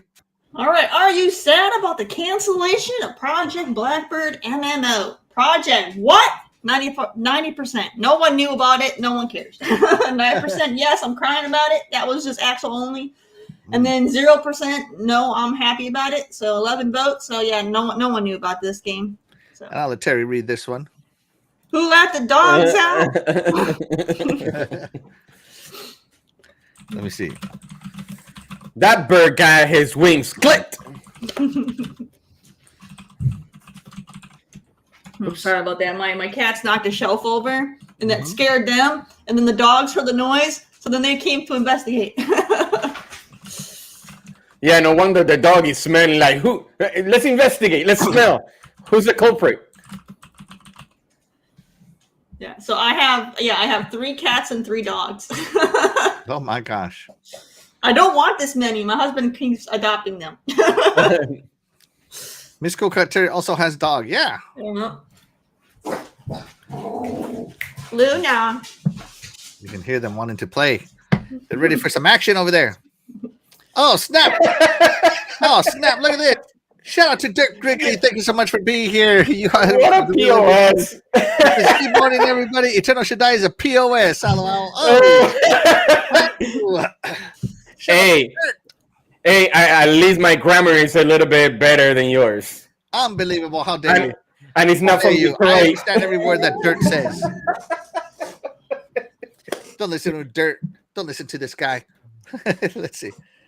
All right, here we go. On to the next canceled game. The next canceled game. Moving on. Moving on. Perfect Dark got canceled.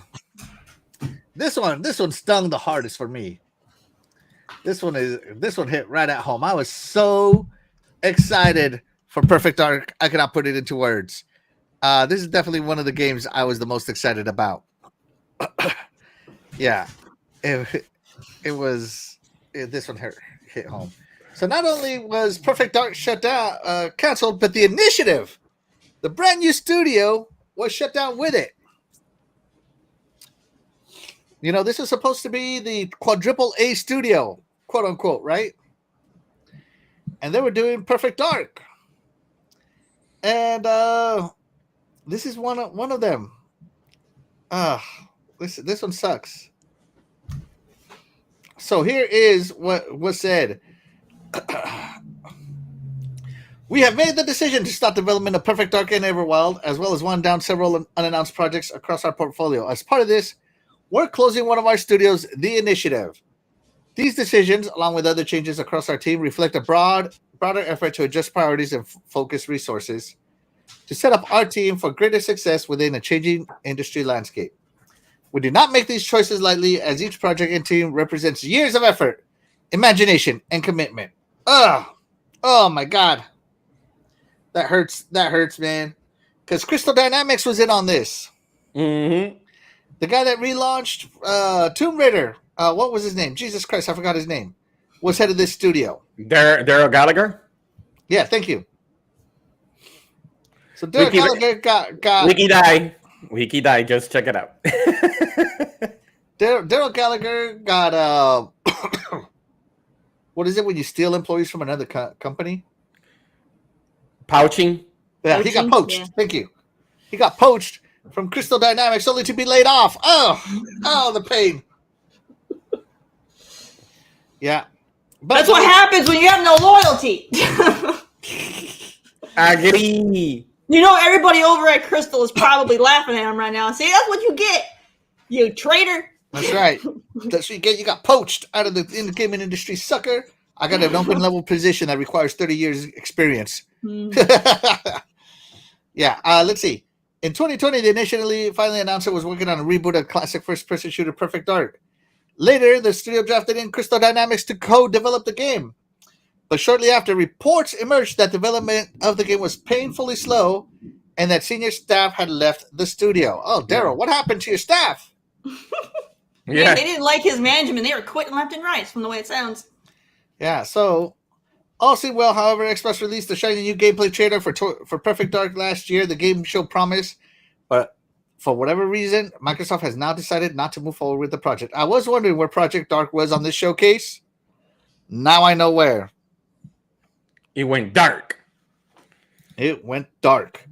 Mm-hmm. Yes, absolutely. Good way to say that. Should I? Yeah. Joanna Dark, how could they do this to you?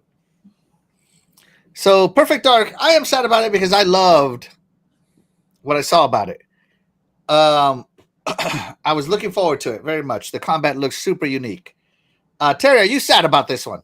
I'm sad because I am a Perfect Dark fan, but at the same time, I kind of get it because, at least for me, when they showed this announcement trailer right here, well, it wasn't really an announcement, but the next kind of update for this at the last showcase, I didn't even know this was Perfect Dark at first. Like it was unrecognizable to me as Perfect Dark. Like this did not look anything like Perfect Dark to me from what I remember. Yeah, I didn't know this was Perfect Dark, so I was completely like I thought this was a whole new IP.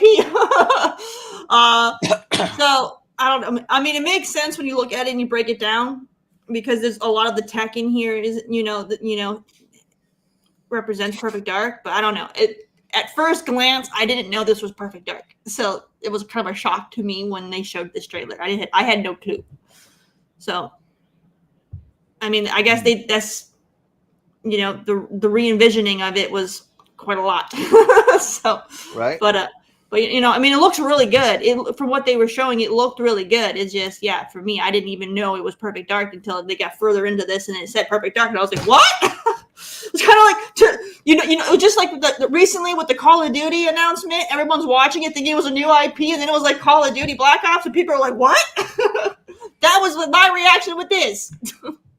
But yeah, no, it was. I don't know. I mean, I'm sad because I do want more Perfect Dark, but oh well, maybe somewhere down the line somebody else will take on a project for it and give us another Perfect Dark game. But that sucks. That means I'm probably got another 20 years before I see a Perfect Dark game. So right, me too. Joanna Dark, I'm gonna miss you. All right, Shaddai, Perfect Dark. Are you sad about this one?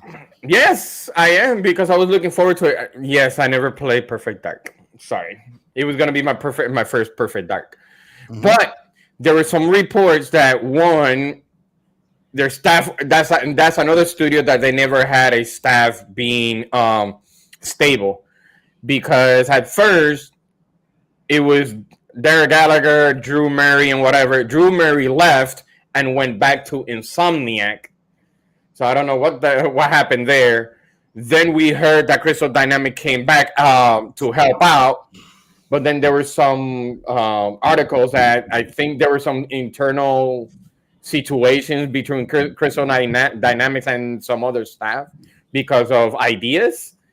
Yeah. So I know that lets you know that there was some chaos inside, or artistic design, or whatever it is, in that studio. So they weren't on the same pace. So for me, yes, it does hurt, but I am not surprised by it, because we were waiting way too long for this game for us to get it. And this is one of the games that we were looking forward to, like really bad. This is the game that Miss Fryer was talking about that actually staple it. And they just cancel it. See, that's the part that is upsetting. It's already been 2 games. Well, I'm not gonna call the one from Cinemax, but I'm upset. I am really upset for this. It's like they really there's a lot of chaos in a lot of the studios in there, and I think this is not the only one. I think that's what happened with Everwild 2 by not being stable. I think it's more of a not having somebody to look over their shoulder to keep everything under control. That's what it seems to me. They're not having control. That's what happened when you give too much freedom to the studios. No, I disagree with that statement completely, man. If you micromanage, you take away creativity, and gaming requires creativity. But you also got to know when to stop adding layers and start getting the final product out. But that's what I'm saying, because the thing is that they're in management wise, like, yo, you're playing too much. We already been through this many years, and you haven't given me anything. What's going on? Why you're not? I don't like micromanaging either. But if you don't have the studio, and I gave you a brand new studio, and you don't have it under control, you pretty much weren't a management material anyways to begin with. Yeah, if I worked with someone looking over on my shoulder the whole time, I'd quit. I don't thrive in those environments. I know, just tell me what I need to do, get out of my way. I'll report to you later. No, so, yeah. I'm like I said, I'm the same way, but if you're holding on too long, what is going to happen to you, since you already know the answer to it? If I don't give this to the upper management where we at, what's going to happen? Sooner or later, you're going to be laid off or whatever it is, or you're pretty much, you're not, you're not for the job. Yeah, it's either one or the other. Maybe. We'll see. So Dirt says Perfect Dark definitely hurt. Yeah, absolutely. Yeah. Fahim Scott, thank you so much for being here. You are the real MVP. Yeah, Perfect Dark. Those dogs were like, hell no, we won't go. Yeah. Cougarman69 says, Axel is the tribal chief. Thank you so of Xbox. Thank you so much for being here. You are the real MVP. Acknowledge me. Let's see. Web Dave jumps back in. Shout out to Web Dave. Thank you so much for being here. You are the real MVP. Dan, the man Cunningham says, all the goodwill that Xbox has built has been undermined by Microsoft in a week. Yeah, layoffs do kill do something to the morale that management just doesn't understand because their job is safe. That's the thing. That's another thing. Situations like that morale will go down quick. Oh, it's tanking. Mm-hmm. Let's see. Perfect Dark was always meh. What? What? Crazy great dude? What? I love that one. Remember, he's crazy. Yeah. Let's see. Fahim Scott says, "Get a Nintendo 64, should die." Yeah. Please. I played. If I had to choose between this one on the 64 and 007, I'll go 007. Yeah. All the way. I was looking forward to Perfect Dark. It's a waste. Yeah, absolutely. Microsoft has a bad habit of showing games way too early. Matt Booty either needs to be let go or needs help. Something. Let's see. Fahim Scott says there were too many Chiefs, not enough Indians. That could also happen. Shout out to Whack O Games. Thank you so much for being here. You are the real MVP. Says the initiative should have started with a small double A game. Maybe, but the initiative was always advertised as quadruple A, and you needed like at least 10 years in the gaming industry and have launched a game to even apply. Like the initiative wasn't playing around. But let's see. We'll see. What did Microsoft should have done a case study on Obsidian's efficiency and rolled it out across studios, right? What's that, Terry? So what did Daryl do for Crystal before he left? Tomb Raider. Tomb Raider remake. No, not what game. Like, what did he do? He was what the was head. his position? Yeah, he was the head of the. He was the head of Crystal Dynamics. Mm-hmm. So now he's the feet of the initiative. Yeah, now he's the head of layoffs. So.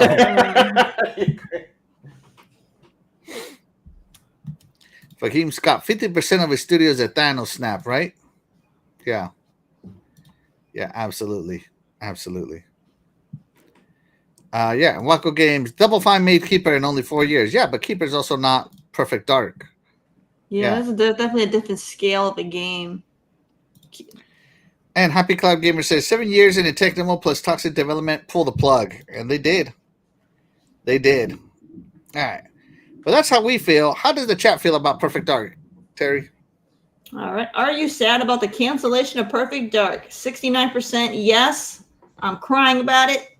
15% perfect. What? And another 15% no. I'm happy about it. Go. Poor Joanna. But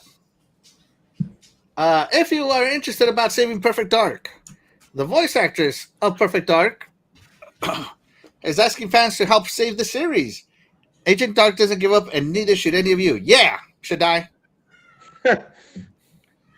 So, Alex Wilton Reagan, the voice actress, says Joanna is resilient, determined, creative, caring, and strong. Agent Dark doesn't give up, and neither should any of you. It's been an honor to work with the talents at the initiative. My heart hurts for everyone affected by today, but like Joanna, we will rise again. Right? And then later on, she put up another post saying, for more direct call for action, I hope we live in a nice world, telling fans to speak up if you want to see Perfect Dark survive, using the hashtag Perfect Pickup. I used to use this hashtag back in my single days, by the way. Oh. So the hashtag might already be used. Just saying. So yeah. Fahim Scott. Perfect Dark had to die so that Xbox could live. That's the way it was phrased.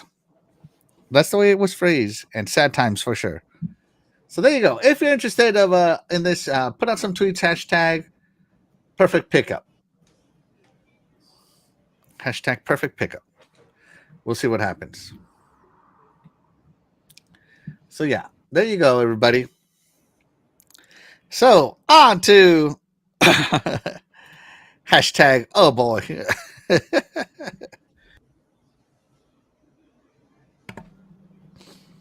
right, let's move it along. On to, so another studio that was hit by layoffs. Hold on, let me get my poll ready.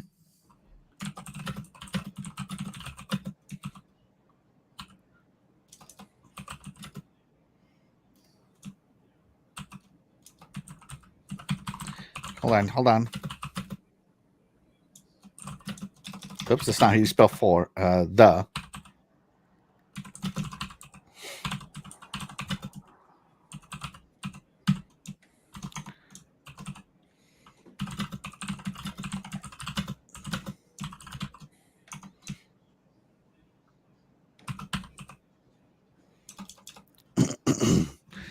Ken, what do you say something while I type? So we're not just sitting here in silence for a minute. Let's see. Well, you know what? Let me just get into it so that way you guys can say while I do this. So, Forza Motorsport, another casualty. Now, the Turn 10 was hit incredibly hard. 50% of their team got laid off, and they have effectively become just a support studio for Forza Motorsport and Forza Horizon, which is developed by Playground Games. So Fred Russell, who left Turn 10 in 2016, has said that Xbox has shuttered the Forza Motorsport franchise. So, 2 Turn 10 studios have shuttered the Forza Motorsport space, and the team is no more. A very sad day for one of the best car racing video games. I loved my time there, he said. The studio is open to support the Horizon side, shuttered the Forza Motorsport side only. He continued in response to someone asking about further details. Let's see. Terry, can you read the rest of this while I type? All right. So, starting from the top. All right. Turn 10 is understood to have been hit incredibly hard by the recent Microsoft layoffs, which saw around 9,000 employees across the company made redundant, including thousands from its gaming division, Xbox. Turn 10 has been reported to have lost approximately 50% of its headcount. The last Forza Motorsport title released in 2023, and despite Xbox not reporting the game's sales, the game received an 83/84 on review aggregator Metacritic. The game also received 84% on OpenCritic. Other studios affected by the recent Xbox layoffs included Rare, ZeniMax, and various Call of Duty studios. It's been estimated that around 1,000 to 2,000 people at Microsoft's Xbox division was impacted by this round of layoffs, but an exact number has yet to be officially reported. This round of layoffs marks the 4th round of layoffs at Microsoft and Xbox in the past 18 months. Absolutely. So there you go. Forza has been canceled. The series, Forza Motorsport series, is dead. No more gaming and driving for any of you. Shadai, what do you think? I'm not into the racing. That's more of Terry's. Anything that is car related, I leave it to Terry. Terry, take it away. All right, so for me, I'm more of an arcade racer myself. So I primarily will play games like Need for Speed or The Crew or, Test Drive, stuff like that. I'm an arcade racer, or even Forza Horizon back when it was good before they ruined that. But I'm not gonna miss Motorsport. I didn't play this one because I'm not a sim racer. And even if I was a sim racer, there's better ones than Motorsport. There's a reason why Motorsport isn't, top of the list when it comes to sim racers, because that no one's using Motorsport for training. You know what I mean? This isn't. It's good, but it's not top tier. People are going to be playing iRacing, so nah. I disagree with everything Terry just said. I don't want to use Forza Motorsport for training. I'm not going to buy a $800 setup or $8,000 setup to play Forza Motorsport or any other game. If I need a sim racer, well, then I'm probably going to develop it in-house specific to my car. But Forza Motorsport as a game, a console racer, I totally loved it. I like the track racing a lot. Forza Horizon is fun. It is a lot of fun. But there's just something about okay, let's put the crash damage on. Let's put the penalties for hitting people on when they're slowing down to go around the corner. Let's add some actual strategy to the racing. Do you want a faster but heavier car or a slower car that can handle turns better and can brake better? Stuff like that. Let's add some of those strategies. I like Forza Motorsport. I think the progression system on it kind of sucked, But outside of the progression system, I thought it was an awesome racer, and I played a lot of it. And a matter of fact, I probably played Motorsport, this one, more than I played Forza Horizon. So I am sad because I like the track racing. Nothing wrong with Forza Horizon. I think Forza Horizon is super duper fun. And I think it's awesome that, the Forza Tech engine got taken by another team and they made an arcade race out of it with licensed vehicles. That's super cool. Very rarely do you get arcade racers with licensed vehicles. Usually it's like, oh, here's a cool Cat 15. What the hell's a cool Cat 15? It looks like a crappy BMW. And you're like, yeah, that's a cool Cat 15. And it handles like it's better than a rusted axle. How about that? Oh, man. But yeah, no, to me, the whole appeal of Forza Motorsport was, a little bit more of a serious racer, more focus on the fine tuning, which is what I like to do. But not so much so that, like Terry says, I need to be trained. I need to do training. But I mean, you can put this thing in full. What's the word I'm looking? In full sim mode. I mean, there's so many shifts happening. It's not even funny. It's good. It's good. But again, like I said, if you want that hyper realistic, experience, you're going to go play iRacing. Mm-hmm. You know what I like about this one? What was that called? That they created that Drivatar. Oh yeah, the Drivatars. Yeah, the Drivatars. Yeah, the Drivatars that would race like your friends. Yes. So when I you gotta tell you, some of my friends drove like trash. Those cheaters. Yeah, they invented the Drivatars. That was good though. I can't. Yeah, I'm gonna miss the Drivatars too. I think that was a good AI system to put in. I can't deny that. That was a good idea. Yeah, the Drivatar system was good. Even though they took it out for this one, it was still fun and funny. Because, like my buddy Doggy, he likes to ram people in corners, so his Drivatar would ram people in corners. It was funny. Well, it would race like him. It was funny. Now I understand why Doggy doesn't have a car. Crazy Groot Dude says it's still better than the Gran Turismo. Oh. Let's see. Happy Cloud Gamer says, I've been working in corporation for years. It always works out. You change jobs more. That's all. Yeah. Rip Forza Motorsport. We had some great times. I'll miss it. I will miss it. Yeah. Fahim Scott. A rusted axle is death on the road. Yeah. Let's see. Shout out to Jesse James. Thank you so much for being here. You are the real MVP. He says, I'm not sure another motorsport was going to happen anyways. It underperformed and took a lot of time and money. Horizon has taken over racing. It has. That is true. It has. It absolutely has. Shout out to Tiny Giant. Thank you so much for being here. You're the real MVP. And oh yeah, if you want someone that's definitely going to ram you with his Drivatar, Dreadpool's your man. He will ram you into a rock. Dreadpool is the king of side swipes and freaking what do you call those when someone hits your back axle and spins you out? A pit. Yeah, pit maneuvers. He's the king. Oh, I thought he was road raging. No. He's not road raging. He's laughing the whole way. I'm road raging with him. If you want to experience the dirtiest racing you've ever experienced in your life, Dreadpool's your man. The man doesn't believe in using brakes. He told me himself. He never presses the brake button on any racing game. Yeah, you know what? I can't disagree on that because I usually drive like that too without using brakes. See, this is why sim racing is not for you. What do you mean? I usually go in first place.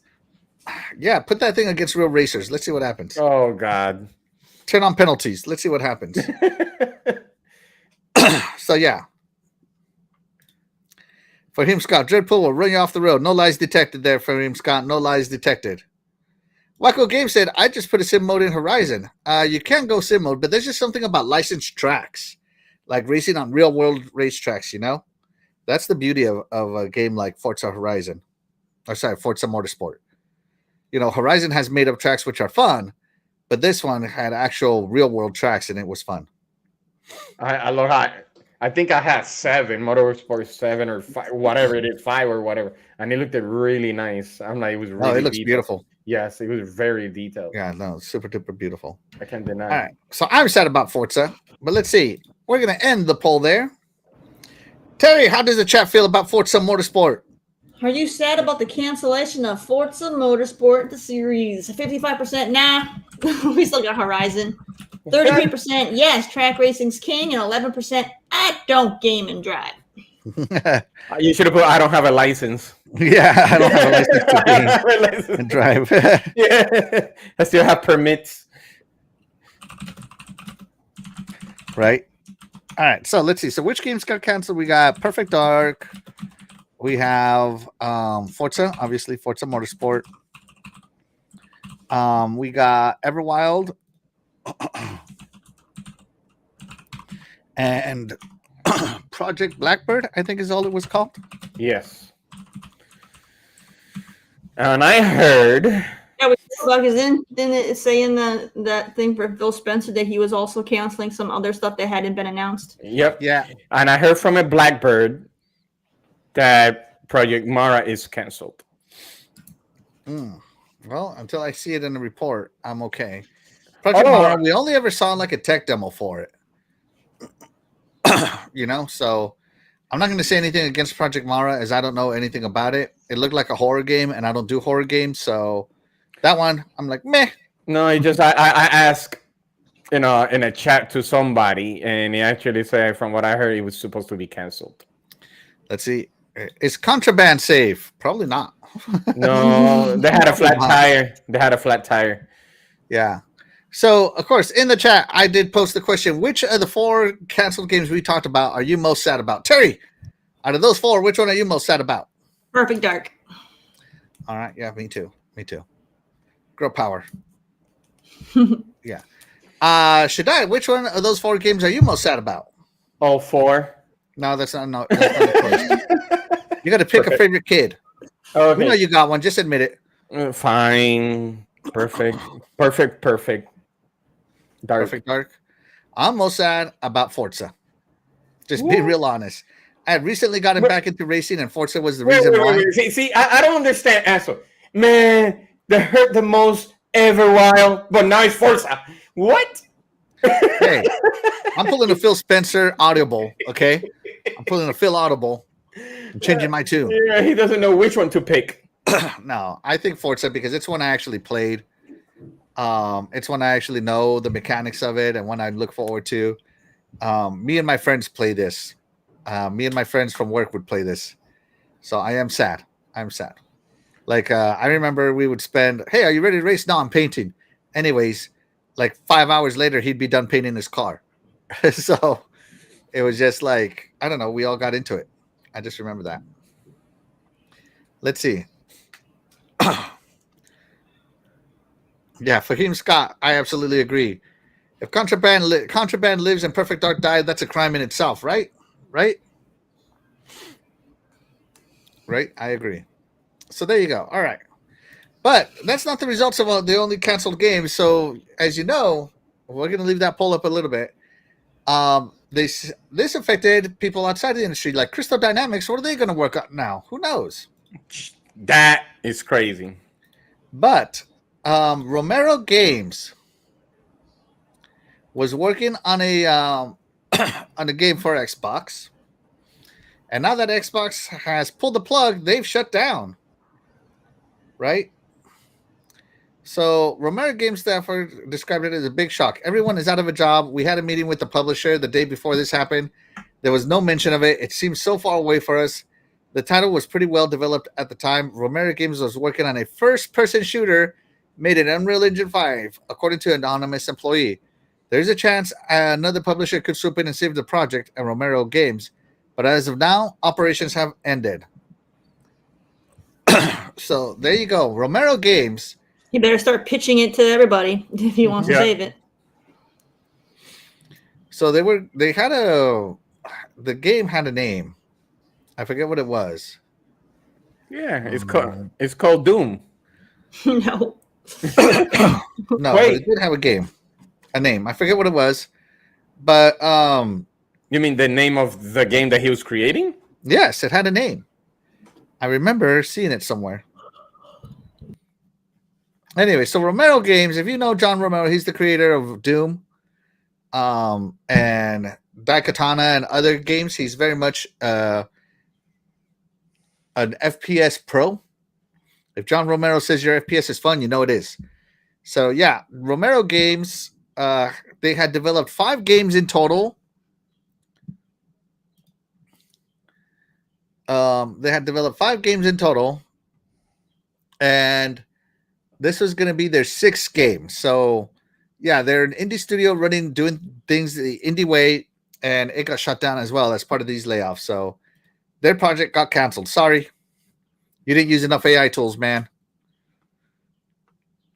What do you think of this shutdown, Terry? The fact that it's affecting not just people in Microsoft, but it's also affecting cancellations outside of Microsoft. I mean, this kind of thing. I mean, it always sucks for people to lose jobs, but at the same time, unfortunately, this is part of business for gaming. You know, this is common. So I'm not saying that's a good thing, but it's common. So I feel like if you're going to work in this very cutthroat industry, you got to have backup plans, man, because you literally could be out of a job tomorrow.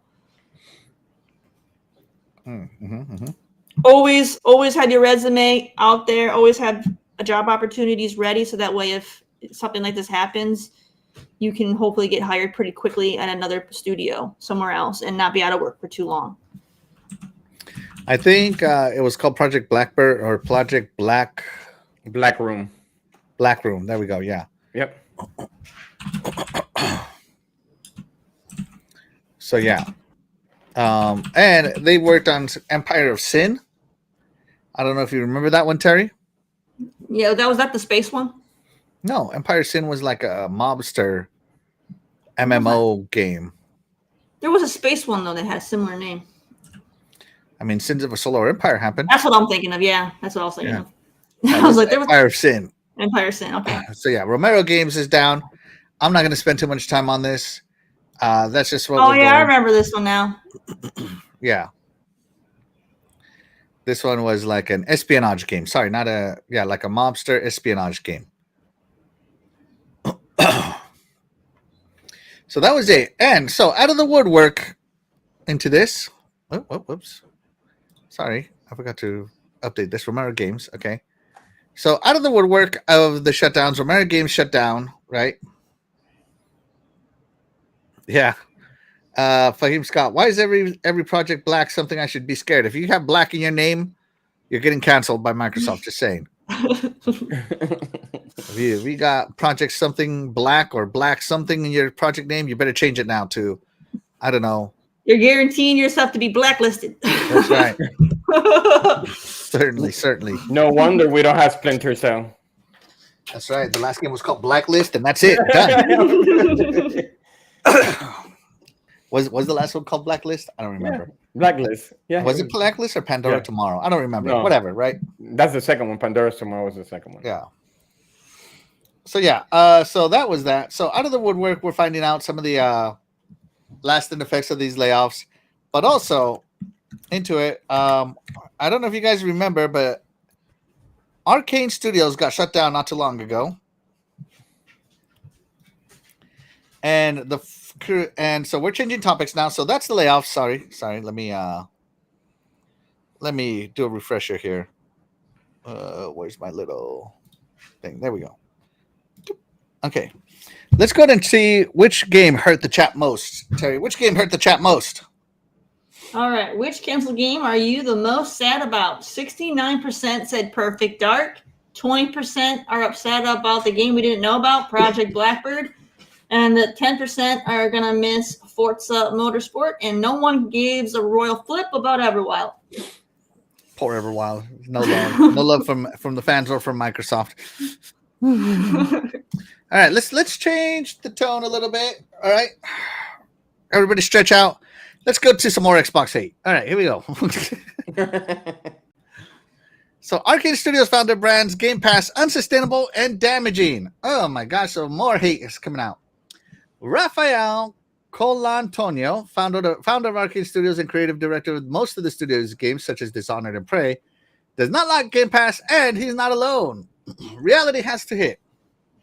In a post on social media, he said this: I think Game Pass is an unsustainable model that has been increasingly damaging the industry for a decade, subsidized by Microsoft's infinite money. But at some point, reality has to hit. I don't think Game Pass can coexist with other models. They'll either kill everyone else or give up. Right? And then an hour later,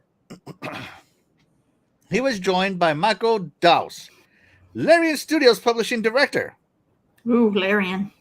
Larian, okay?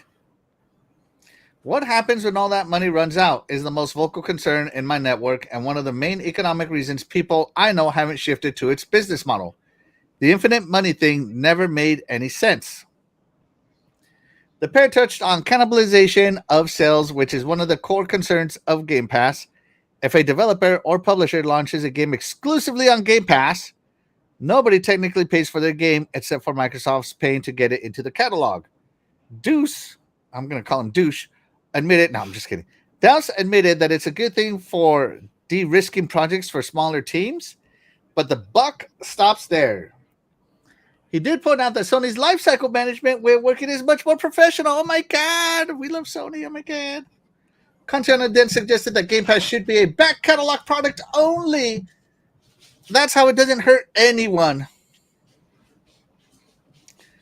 Yeah, sure. That's why your studio got shut down and stopped making good games.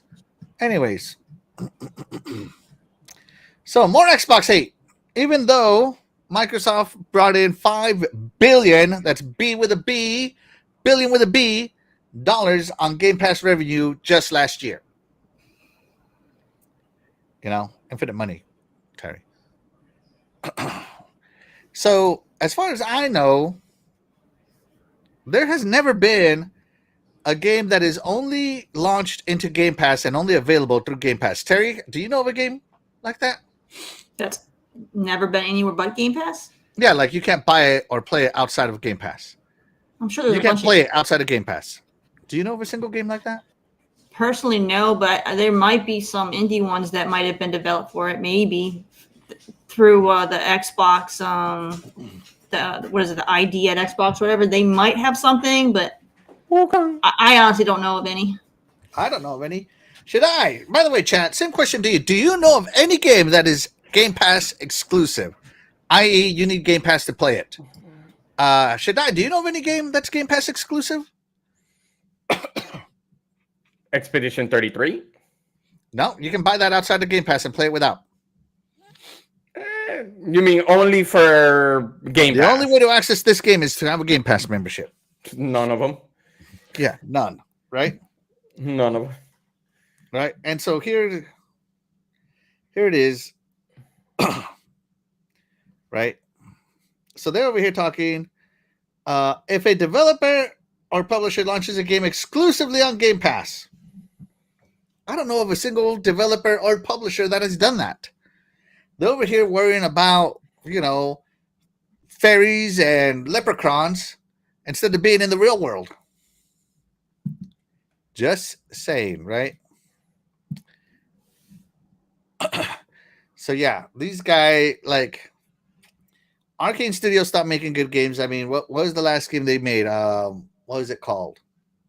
Redfall. Right? Redfall sucked. This guy obviously didn't leave a good impression, and they shut down his studio. Sorry. To me, this is more people just being sour grapes, much like that Laura chick. But, when it rains, it pours on Xbox. If Xbox has a negative, if there's a negative wave coming towards Xbox, a lot of people that have been burned by Xbox do and take no accountability will turn that wave into a tsunami. And this is just more of it.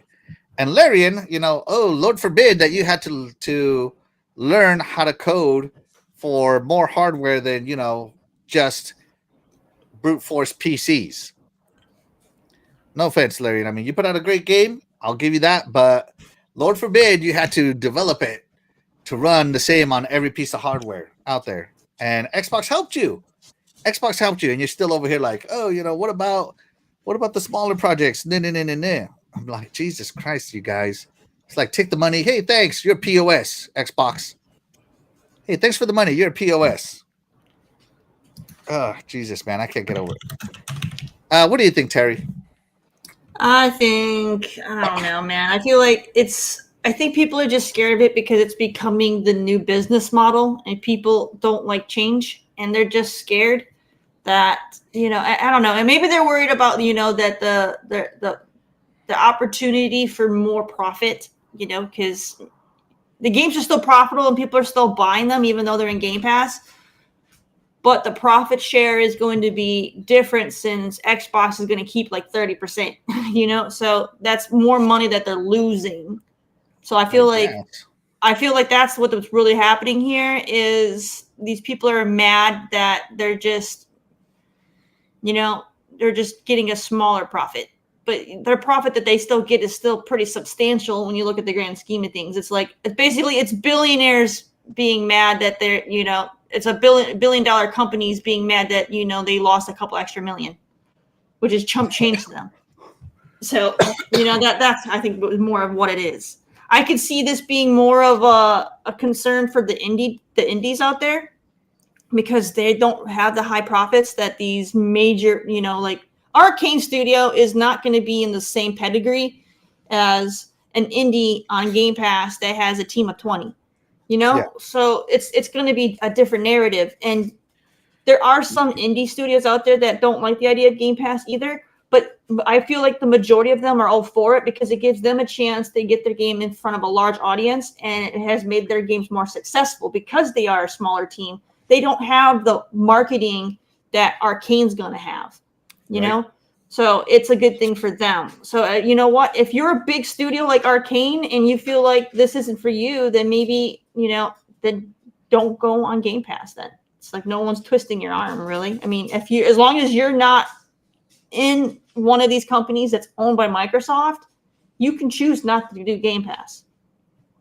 Yeah, and again, this stuff didn't come to Game Pass. I don't think Arcane Studios went day and date on Game Pass until it was bought out by Microsoft. Then you don't have to worry about that. It's not your money anymore.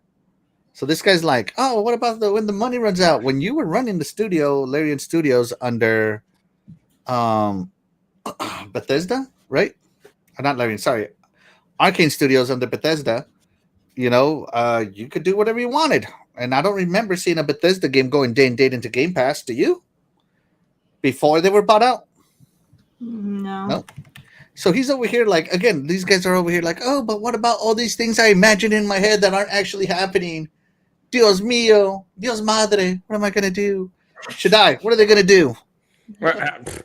I'm like rereading his little quote, and the keyword is not keyword. But what happens when that money runs out? Then the infinite money thing never made sense.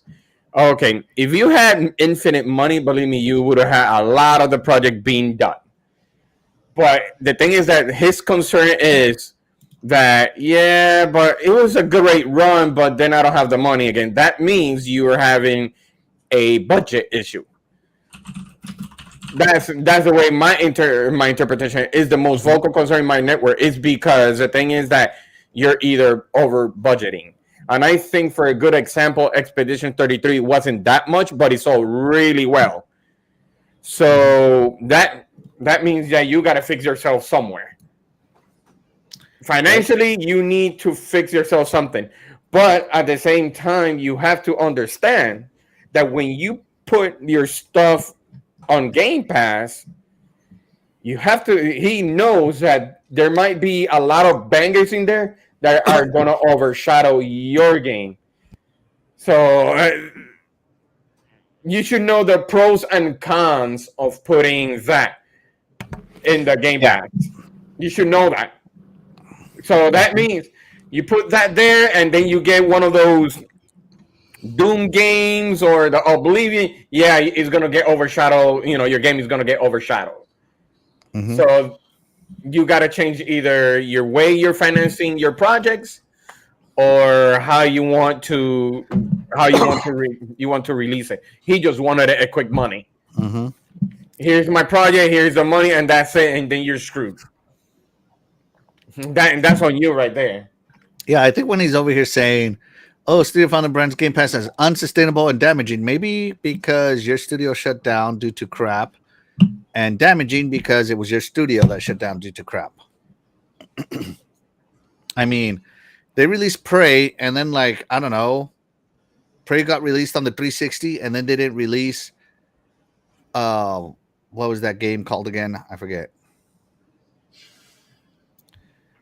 Whatever it's called, right? Redfall, and then they released Redfall. It's so good that he 10 forgot years his name. later. So yeah, I don't know. Like to me, this just seems like sour grapes. That's all it seems like. These guys are like, oh, my studio that I founded and sold to Bethesda, and then they sold it to Microsoft, got shut down. And oh, my millions are running out. I can only afford one yacht instead of two. But that's what I'm saying. That's what I'm saying. That means that you don't know how to finance it correctly, because you were depending on that infinite money that you're talking about. Right? I think he's jealous he's not part of the infinite money glitch. I want to be part of the infinite money glitch.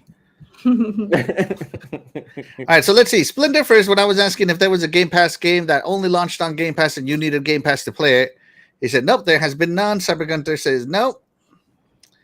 Let's see. Fireman Scott says, good question. Yeah. Good question. Doggy Dog says, retro classics? You can buy the service. Retro Classics is technically just access to the Xbox portion of that. Oh, Jesus Christ. Ad stream. So yeah. Let's see. Cyber Gunther says nope, none of them. Yeah. All corporations have different opinions on success and profit for investors, right? But that's what I'm saying. Financial buyer. Yeah. But yeah, none of them. We can buy and we'll buy any game we want, right? I bought Liza P. It was on Game Pass. Right? That actually helps. Oh, Splendiferous is a Redfall stan. He says Redfall does not suck. There you go. I actually like that game. So go. I'm right there with Splendiferous. I enjoyed Redfall. I mean, it had some problems, yeah, but the gameplay was still fun. I had fun playing it with my friends. I wouldn't recommend playing that game solo, but I mean, I had fun with it even with its problems. Yeah, Redfall is like the Timo version of Left 4 Dead. Timo Left 4 Dead. Oh my gosh. I don't know. Let's see. If Game Pass was so horrible, then why do some games do extremely well? Because the service and engagement by the gamers, right? Right? Testify. Let's see. Doggy Dog says, it's the beginning of the month and everybody's rent is due. It's time to hate on Xbox, right? Right? All these negative articles. Drive the clicks. Cyber Gunther says, Game Pass is here to stay whether they like it or not. Absolutely. Don't devs have the option to put their games in the service or not? They absolutely do. They absolutely do, Cyber Gunther. That's what I'm saying. Yeah. Let's see. PlayStation will need to go third-party developer after trying not to. Yeah, they are. Let's see. Cyber Gunther says salty ex-girlfriends. Yeah, definitely. Let's see. Let's see. Redfall is great with friends. Why is Game Pass being blamed for layoffs? It's not. It's not being blamed. Nowhere on here did they blame Game Pass for the layoffs. And Cougar Man, this is the Xbox show on YouTube. Thank you so much, Cougar Man. Appreciate you. You are the real MVP for saying that. All right. Terry, do you have your spotlight? Yes. Let's do Terry's indie spotlight. Let me turn all this off here. Nothing with the title dark. Right? Yeah, don't put the shadow dark. I don't want to get canceled. Goodness. I have to go get medicine, so I'll be right back while you're doing once you start hitting the trailer, okay? Don't get drunk. Okay. All right, everybody. So I got one here. I think, honestly, I might have shown this once before in the past, but I really wanted to do it again in case I didn't. One reason is because there's some really good sales on it right now for PC. And the second reason is we had some conversations recently that had to do with games in schools and how I always hate those. But this is one that I actually really love. And I had brought it up, and I forgot what the name of it was. Oh, I got it. So I'm going to show you guys this game that I really enjoyed. So let's go ahead and check out the sequel. So there's actually two games, 1 and 2. I'm going to just show you the trailer for the second one. But the first game is almost the same as the second one. So she's going backwards. You get the idea. Let's do it. so I never belonged here. A life of comfort sent for me by someone else. But you came along and my mind became clear. I leave all this behind just to be by your side. Is it so wrong to want more than what was given? To break free and just cling to a path can't pretend. There's a place where we can be together. Those are the guys fighting for right in the world. The road is long, but our hearts shall never stray. There's a place where we go strong together. Just you and me, that's all I need to be the one myself. Standing tall, braving all the hero who lives in me. All right, so we got Valtherian Arc Hero School Story. Like I said, there's 1 and there's 2. This was the trailer for 2. Basically, the whole premise of this game is you have this hero school, or it's basically like a big university that you get to build. You get to manage the school, and you get to manage the students. And each student you pick the students to go to different training based on what things you build in your school. And then you can then use those students to go do quests. So they'll be like, okay, you gotta go do whatever, A, B, and C. What students do you have trained that can handle the different quests? And based on, so think of it simulation. You get to do the RPG part, so you'll still get to control the combat. But it's kind of like a hybrid where it's a simulation game that also has RPG elements in it on like a very simplistic scale. This game was designed for Switch users to play. It's on PC and console, like other consoles, but it was designed for Switch, and then everybody else kind of got it. So kind of keep that in mind, okay? So kind of keep that in mind for the design of this game. But it's actually quite fun. I will say this is a very simple game. You're not going to feel challenged in this game because I feel like it's more designed for kids to play on the Switch. But it's so addicting, though. Even though the combat was super easy to do for an adult like myself, I still found the gameplay of the game to be very addicting, and I had a lot of fun playing it. And I enjoyed the first one so much on PC that I went and I had to get the second one, too. So I thoroughly enjoyed these games. And the first one is only on PC, Switch, and PlayStation 4. That one, the base price of that is $15, but Steam has a sale for that right now. I just checked it today. The first one's on sale on Steam for $3.74. Great deal. All right. You greedy bastards. All right. And then the second one is on all platforms. So if you want to play it on your Xbox Series or your PS5 or whatever, the second one's available there. That's a $20 for base game, and Steam has it on sale right now for $8. So Steam is the place to go right now if you want to check these out, because nobody else is doing a sale except for, Steam is all about sales. Power to PC players. So if you want to check this out, at least the first one, you can get it for less than $4. So you can at least get it pretty cheap, play it. And if you like it, great. Then you'll know what to expect for the sequel. And if you don't like it, then at least you only spent $4. I feel like that's not really, not much of a loss. So that's awesome. Shout out to Terry for her indie spotlight. Thank you so much, Terry. Let's see. Hold on. Let me see if I got this. I'm looking for something. Give me a second here. Nope. I already deleted it, it appears. Terry, I like your game, that Rune Factory 2. I like it. You like it? Rune Factory 2? What? Is that what that game reminded you of? Yeah. Well, actually, it was more like Final Fantasy Crystal. What is it? Crystal Chronicles, the one from the GameCube. That one. I see. Am I still broadcasting, guys? I believe so. Yes. Because what I'm typing isn't happening here. I think it's that medicine. Might be. There it goes. Now it's working. Let me see.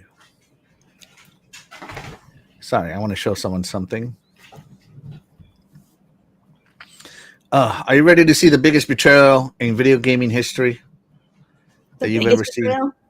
The biggest betrayal. I've never felt so betrayed in my life. Are you sure? I don't even know if I should show this. That's how much of a betrayal it is. It might be your betrayal. Might be happy for everybody. You know, for all the people. No. If you're happy about this betrayal, you are you are part of the problem. There's What a the lot heck? of people that aren't part of the problem. I thought I just saved this. What the heck? There it is. Okay. So, do you listen to any K-pop? A little bit. Right. So I have a huge, out of the K-pop groups, Blackpink is my favorite, right? And out of the members in Blackpink, Lisa's my favorite, right? And so then this happened. This is off topic, by the way. This happened, and I felt so betrayed. I cannot believe this happened. And then I went to go look at the video, and it's so good, and I'm like, oh my God, this sucks. So yeah, betrayed. Let's see. Oh, my wife. Oh my. Yeah. For him, Scott, I always got mad when my horse died of dysentery in the Oregon show. I almost died of dysentery, literally. Thank God for modern medicine. Yeah. My beautiful wife. Are you kidding me? You betrayed to me, Axel? No. I was just saying that I felt betrayed because my favorite group, the favorite person in my favorite group, K-pop group, went with the enemy. Made me mad. I mean, how dare an Asian group go with the Asian company? How dare they? I know. Well, they're Oriental. I thought we were all pro gentrification. Anyways, let's go. I'm just saying. The Asians stuck to the Asians. I feel like that's fair. But she's Korean. Well, she's Thai technically, but yeah, That's still Asian.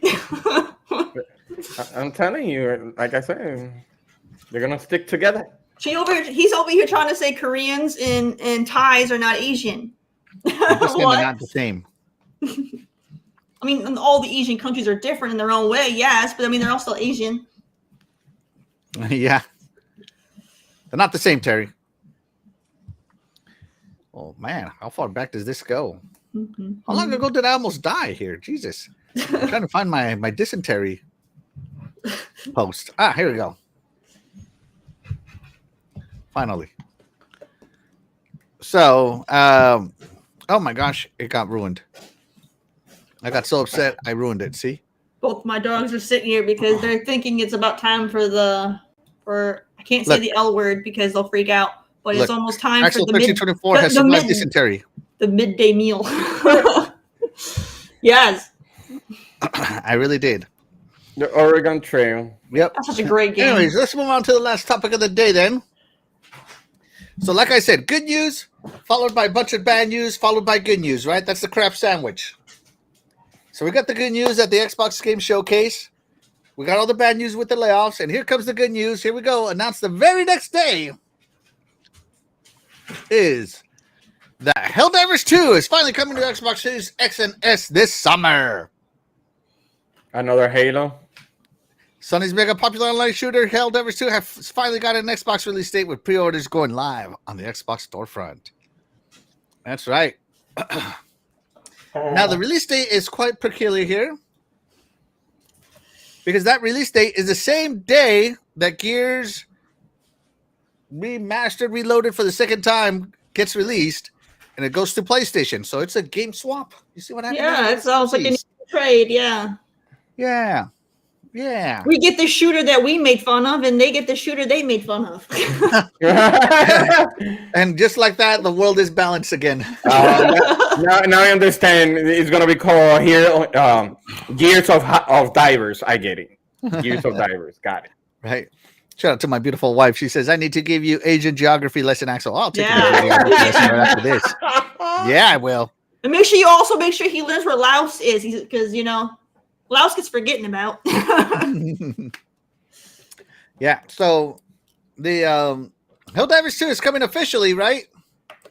And so they announced it, and it will be cross-play. Yes! Boo! Boom! Cross-play enabled with PC and with PlayStation players. We don't want PC cheaters. What? You heard me. I didn't hear what you said. I heard what you said. Yeah, see? I didn't hear it. Sorry. That's what happened when you start, clapping your hands. So, crossplay enabled, right? And you can also pre-order the Super Citizen Edition, which will come with some additional skins, right? So, Helldivers deploying on Xbox. Terry, are you going to deploy? I don't know. Probably. I don't know. I didn't really have ever any interest in this game. So I don't know. And it's not going to be on Game Pass in case anyone's curious. It will not be on Game Pass. Oh, no. So, I don't know. Maybe I might try it one day. It might get discounted. And I might want to try it, but I don't know. I just didn't really have interest in this game. It just looked very watered down and wannabe-ish. It just reminds you of Halo, and you trying to hate it. That's pretty much it. No. Terry, are you trying to substitute Halo for Helldivers? That's No. what it The is. first Helldivers was a tactical RPG, right? It was like a Diablo type. Okay, it was an action RPG. Yeah, Mm-hmm. yeah. This one is more like a Remnant. looter shooter. It's like a remnant. Yeah. So there you go. Be sure to get it, right? So I am so excited for this because I was already thinking about buying it on PC, and now that it's coming on Xbox, I'm like, well, do I still want to buy it on my PC or do I want to buy it on Xbox? And I'm just thinking, I was going to buy it on Steam and play it on my ROG Ally. But now that it's coming to Xbox, I'm like, well, it's not a Play Anywhere title. Is it available through the Microsoft Store? Stuff like that is questions I'm now asking, right? So we'll see. But, this game looks awesome. You should not worry about that. Just worry that you're going to get the game and play it. Well, I got to think about where I'm going to play it because, I want to play it as much as possible. So, yeah. I cannot wait for this game to come out. So, yeah. Terry. So, Terry's not in. Shaddai, are you in for liberty? I am. Defend democracy and do it for liberty. I am actually, because, like I said, it reminds me of Remnant, and I did 100% on Remnant. So I'm in for it. And I did play the first one when I had my PlayStation 3 back in the day.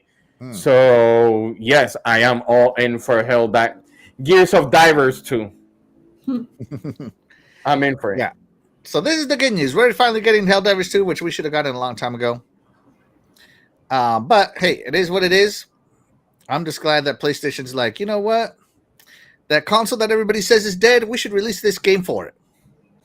This console that all our super fans, all our Xbox hating fans say it's dead, we need to release this game on it. By the way, all those Xbox hating fans have gone mighty quiet since this news. It's been interesting. Or they just deleted their accounts. Oh my God, it's so great. Peace has been achieved in the gaming space. Hey, it's freedom. Right. We did it for democracy. Helldivers did it for democracy. Who would have thought it would have been Helldivers? Yeah.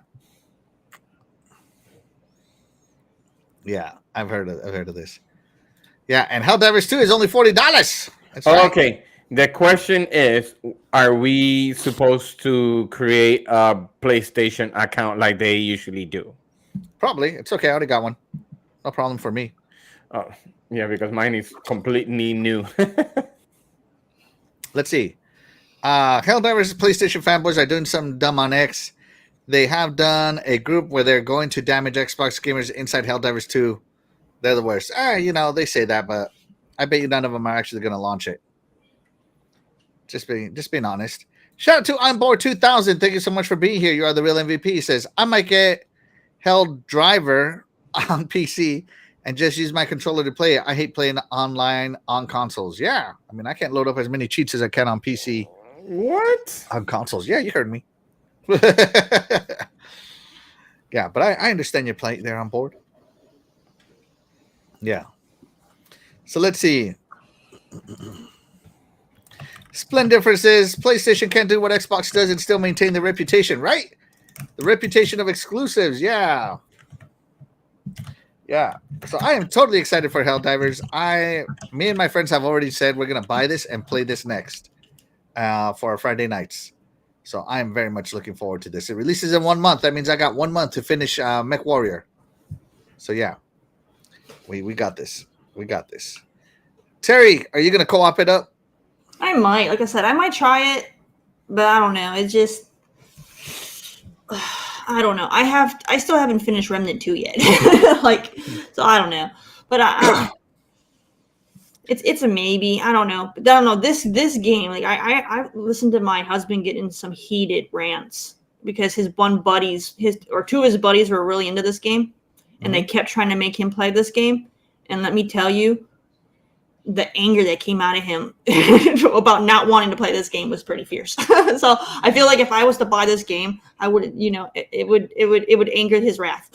So, that's probably when it was I know released. there's a meta to this game, and if you don't play to the meta, you won't finish some of the more difficult missions. Oh, that just makes the game terrible. Then no. So, I hate it when games do changes. stuff like that. No, I hate when games do that kind of stuff. Like you should be able. It makes everything else, worthless. Why put all these other things in a game then if no one's going to be is going to want to use the stuff because you're making it meta. Like I hate that kind of stuff. No, I love meta builds. I hate that kind of that ruins the game. It makes everything else stupid. Like why have it in the game then? Might as well just make the game have one build only and that's it. Oh no, there only isn't one meta. There's several meta builds. But it's I'm still just saying. stupid. I hate that kind of that's stuff. Awesome.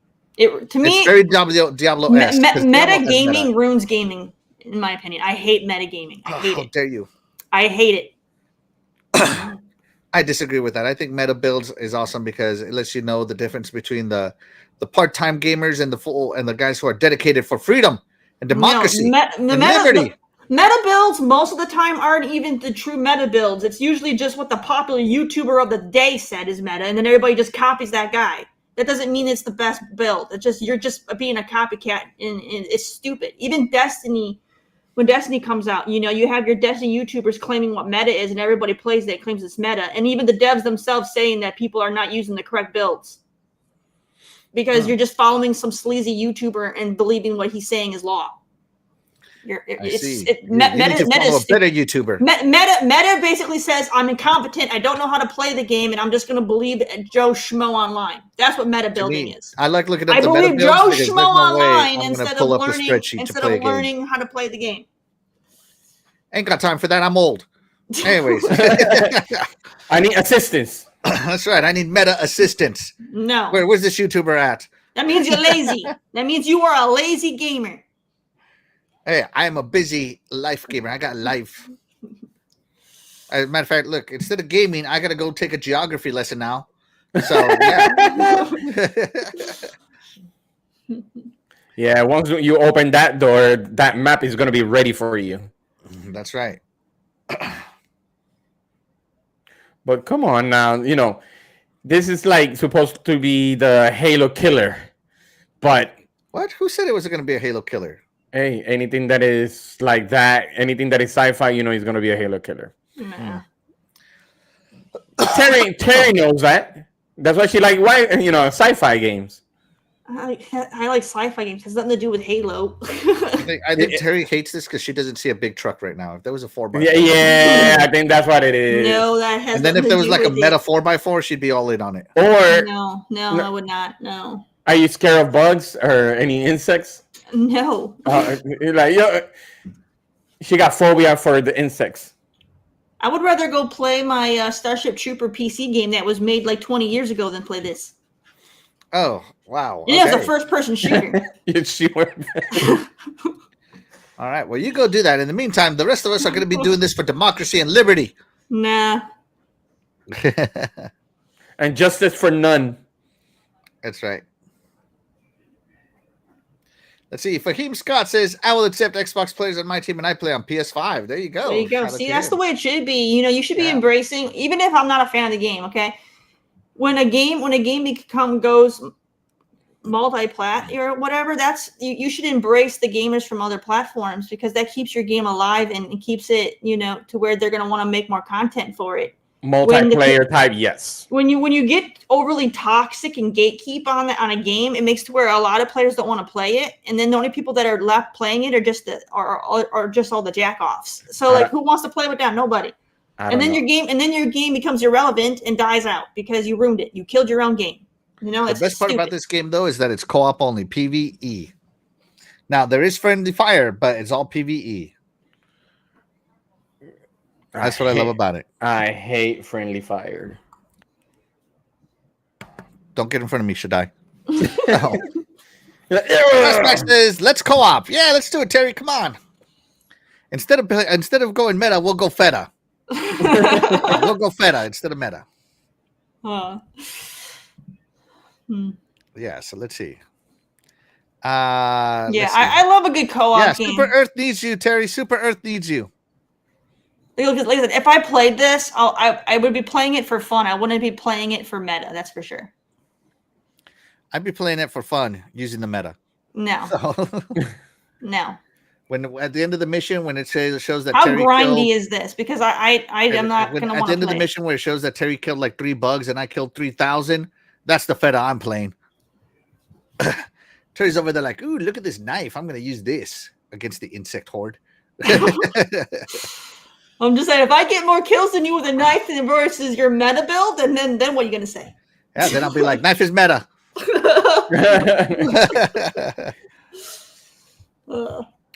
Oh, yeah, Terry. What about people's innocent ears? Whoa, Terry. Jacobs, this is a PG podcast. My ears. Yeah, Terry. My freaking ears. Trust me, that was PG compared to what I wanted to say. What's up? My virgin ears. Oh, man. Right. Oh, my gosh. All right, so there you go. That's it for today. That's all the topics I had. Does anybody have anything else they want to talk about? Yeah, one last thing.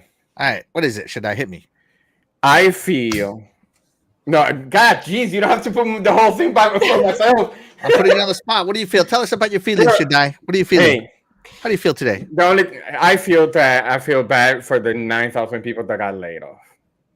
But I feel that it's like the attack of the nerds. They're removing the real people, trying to replace the nerds. Yeah, because they're trying to replace real people.